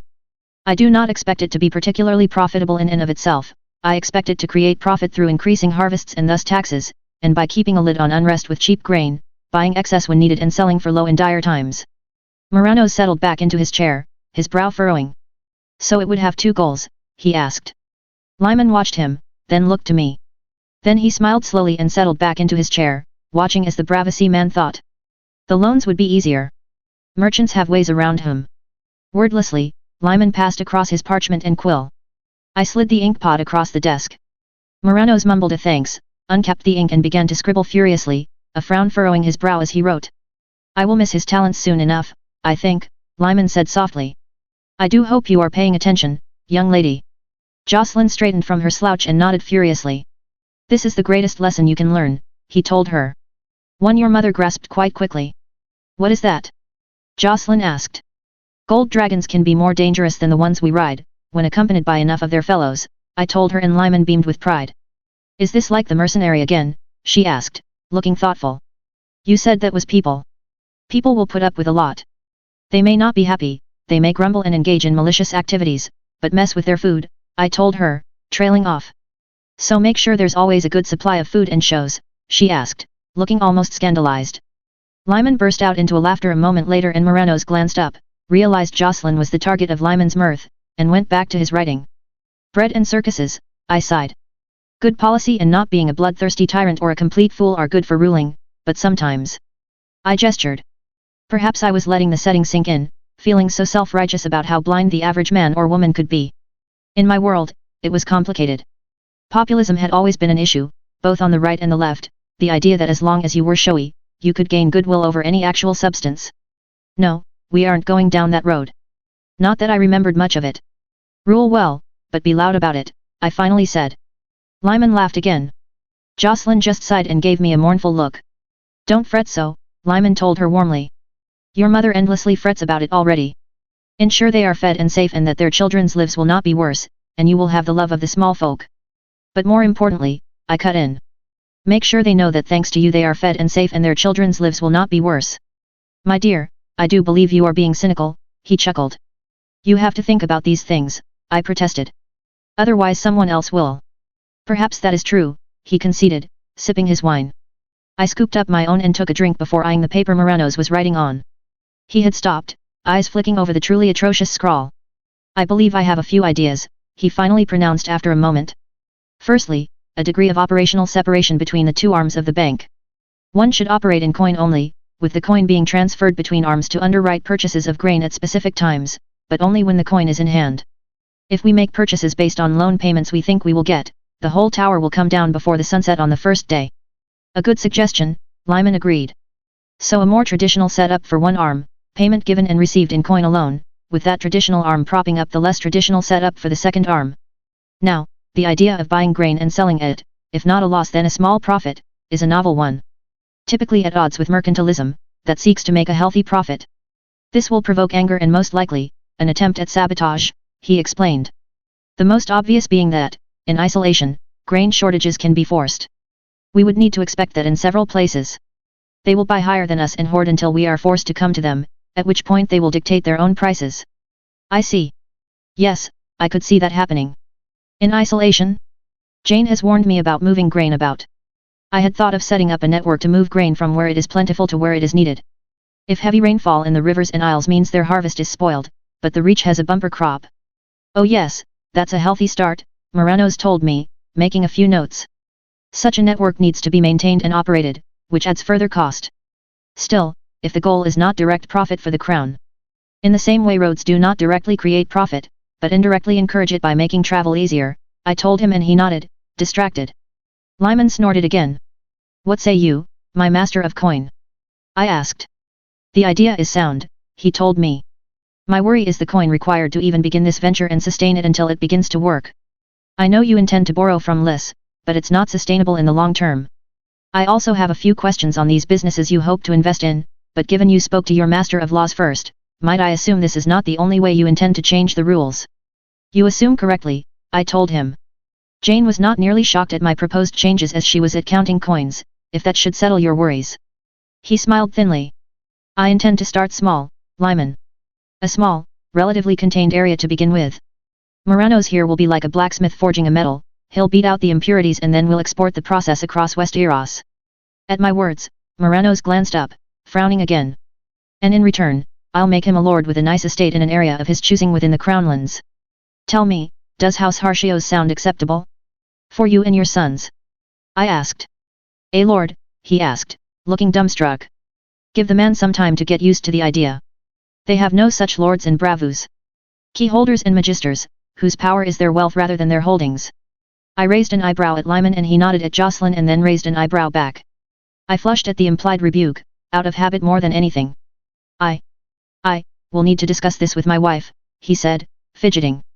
Your wife is a Westerosi lady, Morano's, she'll berate you for not accepting immediately, Lyman warned and the man went red. But I will not undermine a man who wishes his wife's opinion, I cut in. Speak to her and decide within 7 days, if you would. Yes, your grace, he murmured, still looking like a man who just felt the first tremor of the ground shifting beneath him. Chapter 431, Now for the Peace, Chapter 332. Laenor, pale and drawn, sat in front of the fire. Joffrey sat opposite, his eyes on Laenor and then me, as if he could not fathom why I'd called literally everyone here. Laenor leaned against the seat I had taken, looking bemused when I risked a glance at her. In front of me, the children were lined up. Luke, his arms out to allow Rena and Emma to curl close. Jocelyn, who kept glancing at Alyssa like her sister was bomb ready to go off. Alyssa, for the most part, was just frowning. Beyond them, Sabitha lurked, fighting to keep her face straight. In fact, that was probably feeding Laena's confusion. My family had returned, tired and emotionally worn out a few days prior. News of our current guest had not served to particularly lighten the mood. Secrets lay heavy in the air, Rena and Emma sensing they weren't being told something that the older children knew, whilst Jocelyn and Luke had evidently picked up on Alyssa's own discovery. It was a standoff, of some description. Who would blink first? Laena, would you be so kind as to let Master Elwood in, I said aloud. Attention swung back to me. Even Laenor craned his head to see now. I had told only Sab of my ploy. Something to lift the pall that had fallen over the keep. I'd dress in gestures motley if only for a smile from any one of them. Laena, still looking bemused, pushed herself upright and made her way to the door. Master Elwood stepped through, my Valyrian screamer perched on his arm. The bird, which had been named Enar through no input of my own, tilted his head this way and that and Elwood made a soothing sound, raising a small chunk of apple up. Enar reached out with a claw and took it, quickly devouring the apple. Did something happen with him? Asked Jocelyn, hesitantly. You might say that, Sab murmured from behind them, smirking at me. Hey Enar. Tell the kiddies your new word. Rhaenyra. Rhaenyra, he screeched back, flapping his wings. I was somewhat impressed with Elwood. He was not a large bird, but keeping him on a steady arm whilst he was making that fuss must take muscles of steel. Banished. Not those ones, Sabitha sighed. Enar ignored her, taking flight and landing next to me, head tilting forward in expectation. I held my hand out and Elwood deposited the apple bag into my hand. Enar watched it with rapt attention. The children watched the bird. The adults watched me. I held up an apple chunk. Then dropped it. Fuck, screeched the screamer and dived off the chair. Oh, said Jocelyn a moment later, over the sounds of his claws scrabbling about. It wasn't me, Alyssa snapped, as if by reflex. Or me. Rena chimed in. Luke was shaking his head violently. I just want to know, who taught him the word? I began, my tone soft. The children glanced at one another, warily. Beyond them, Joffrey was fully leaning forward in his chair, eyeing up the rest of the room with pursed lips. I'm not mad. Another terrible silence fell. Finally, Lena cleared her throat. I mean, we haven't been here, Rhaenyra, she said softly. Perhaps it was a servant. I'm quite sure it wasn't. This is a recent development, I told her. She watched my face, puzzled. Sounds like something the culprit would say, Sabitha called. Lena opened her mouth, offense writ all over her features, and then she stopped. Looked at Sab, and then to me again. I saw the moment she got it. Joffrey is the one in the muse the most, she joined in, pointing a finger at her husband. Always accompanied by a maester, Joffrey replied smoothly. And, forgive me, I don't interact with that creature. Rhaenyra. Rhaenyra, chortled said Bird, hauling himself back onto the chair arm by his beak and then holding a demanding claw out again. I deposited another apple chunk into it and he whistled a tune happily. Oh, I taught him that tune, Laenor muttered. Did you also teach him a bad word? Asked Joffrey archly. Laenor frowned. Oh maybe I did. Emma murmured, so quiet I barely heard her. No you didn't, Emma, Jocelyn snorted. You can't even say the word. Yes, I can, she said indignantly. She can. Rena put in. She said it plenty when she dropped Maester's Merrick's A History of Poisons on her foot yesterday. Hey, said Jocelyn, looking impressed as Emma went a vibrant shade of red. Another demanding claw hovered in front of my eye. I reached up and stroked his head, the claw retracted as he sighed happily. He had a few pin feathers coming through and more than a few were ready to come out of the sheaths. It must itch, poor guy. Luke's being awfully quiet about this, Jocelyn finally said. What? He half yelled. No. I didn't. Are you seriously blaming me? No, it was me. Maybe he heard me after I dropped the book, Emma insisted. Only to stop when Alyssa dropped her hand on her shoulder. My daughter's eyes were on me, speculative. I met her gaze. She frowned, eyes briefly flicking to Enar, who was still enjoying his preening, and then to Lena, who looked more amused than confused now. Her eyes went back to me. I mean, how do we know Mother didn't do it? She's been here the entire, Jocelyn declared a moment later, looking desperate. Alyssa's eyes lit up. You keep deflecting and blaming other people. Luke interjected. Rolf will back me up, she replied, heatedly. I didn't. Rolf would back you up if you said the sea was red, Luke snapped back. A moment later, Lena lost the game and began to laugh softly. Joffrey's smile threatened to become a grin, and Sab, who had been quiet since getting it started, had turned away, her shoulders shaking in quiet mirth. I don't get it, murmured Luke a moment later. What's so funny? I rather think, Laenor said slowly. That you were right, Jocelyn. That is was, she stopped, then turned to me with a grin. Hand over your crown, Mother. Crown, chirped Enar. Rhaenyra. I held up my hands in mock surrender as relief swept through my children, and then Rena began to giggle, followed by Emma, and soon they were all laughing along. It was not all this farce with the bird, too much of that laughter had a desperate edge to it, but it was a release and relief both. Even Laenor, grinning with tears in his eyes, seemed to relax a tad bit more into his chair once the room began to quiet down. If you must know, I told them. I spilled my inkpot in my haste to rush to the dock when your ship was sighted. Long live Rhaenyra. Enar crowed happily. I handed him a bit of apple and then nodded for Elwood to take him. The man did, looking amused even as he tried to school his expression. Enar let out an irritated squawk, but was soon bribed with more fruit. Forgive me, I told them after he had gone. The opportunity was too good to pass up. I suppose we can, Alyssa murmured. Also, you, stop taking the blame for things you didn't do. Emma blushed red and then squirmed as her sister tickled her sides. Speaking of animals, Laenor began, forestalling Emma's retaliation. The cat. I blinked. I have given leave for most of the servants to stay on. They wanted to know if that cat was staying. He winced as he delivered the question. Oh, please can we bring him here? Jocelyn pleaded. He must have been so lonely at the manse without us. There was a pregnant pause as they remembered why he was lonely, but they rallied and I was glad for it. You have Ronard where he shouldn't be enough, young lady, I told her and she blushed. The young dog had gone right back to sleeping on her bed after her return and it was the subject of scandalized gossip among most of the domestic staff. He is very old for a cat. It may be best to leave him at the manse, Laner. Let him enjoy his twilight years in a happy retirement. Several sets of pleading eyes turned toward me. I sighed. I will give my permission if you believe he will adapt to the keep, I surrendered, mentally apologizing to the servants and staff. Yes, hissed Jocelyn in delight. Perhaps this was my fault. Part of me remembered what it was to have a pet in another life. A cat or a dog was a pet, a member of the family to be pampered. But in Westeros? It was not entirely so. A hound was a hound, it may be a favored hound, but you'd find very few wanting it at night in their room, never mind in their bed. The same for a cat, there were dozens of them in the keep, keeping the rat and mouse and general pest population down, but nobody would say they were pets. Not even the rat catchers. I had, perhaps, encouraged the children to take the former view over the latter when we had been at the manse. It was coming back to bite me now. A knock at the door broke my thoughts and the children's excited chatter as they decided who would be responsible for the cat. A footman stepped in, smart in scarlet and black. He bowed low. Your meal is ready to be served at your leisure, Your Grace, he informed me. Thank you, I replied. Then turned my head to the rest of the room. Are you all hungry enough to eat now? I received a chorus of assent and eager nodding. I turned back to the footman. Serve it now then, please, we will be through momentarily. Very good, Your Grace, the man murmured, bowed again and left as quickly as he'd come. I braced myself and rose, finding Laner in front of me halfway through my rise. I took his arm gratefully as the children rushed along ahead of us, shepherded by Sabathy and Lena. Joffrey, we have a meeting with the Lysane representative tomorrow. Do say you can make it. At my words, he grimaced. Nothing could stop me, he murmured back. Don't ruin tonight, you two, Laner sighed. Especially given your effort into cheering us. Thank you, Rhaenyra. Even if you had me half in fright for a moment or three. I did wonder why on earth you were so intent on an interrogation so soon after our return, and then your lady gave it away, Joffrey told me. Which one? Asked Laner innocently and Joffrey swatted him. And sorry about the cat. The housekeeper was threatening to quit. It's fine, Laner, truly. I'm only worried for him.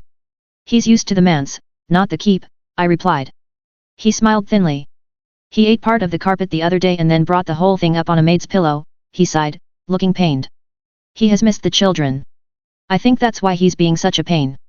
I'll tell Lord Lyman to add a few zeros to the carpet and pillow fund, shall I? Asked Joffrey. Please, he's already ready to duel me. He doesn't appreciate my grain bank idea, I sighed and Laner smirked, glancing at Joffrey, whose face was a study of neutrality. I don't suppose House Velaryon could open its coffers. Laner's smirk crumpled into horror and it was my turn to smirk. At least until his horror wore off into a pained grimace and a heavy sigh. I cursed my lead foot. Sorry, I quickly followed up with but he shook his head. No, no. It is fine. Just an oddity, I am the Lord of the Tides now. I waited my whole life for it and now it's mine, I find I'd give it all up. He shook his head again. He wouldn't want me to wallow though, and I won't. Although I do wonder if he wouldn't surge from the ocean like a monster of the tales if I agreed to fund your bank, Rhaenyra. The jape was weak but it was a jape, and so I returned the small smile with one of my own. The fresh pain of loss would ebb into a dull ache, like a wound scabbing over. We would heal, even if the scar would remain. But we would heal. We have caught up with the latest chapter, last updated December 1, 2024.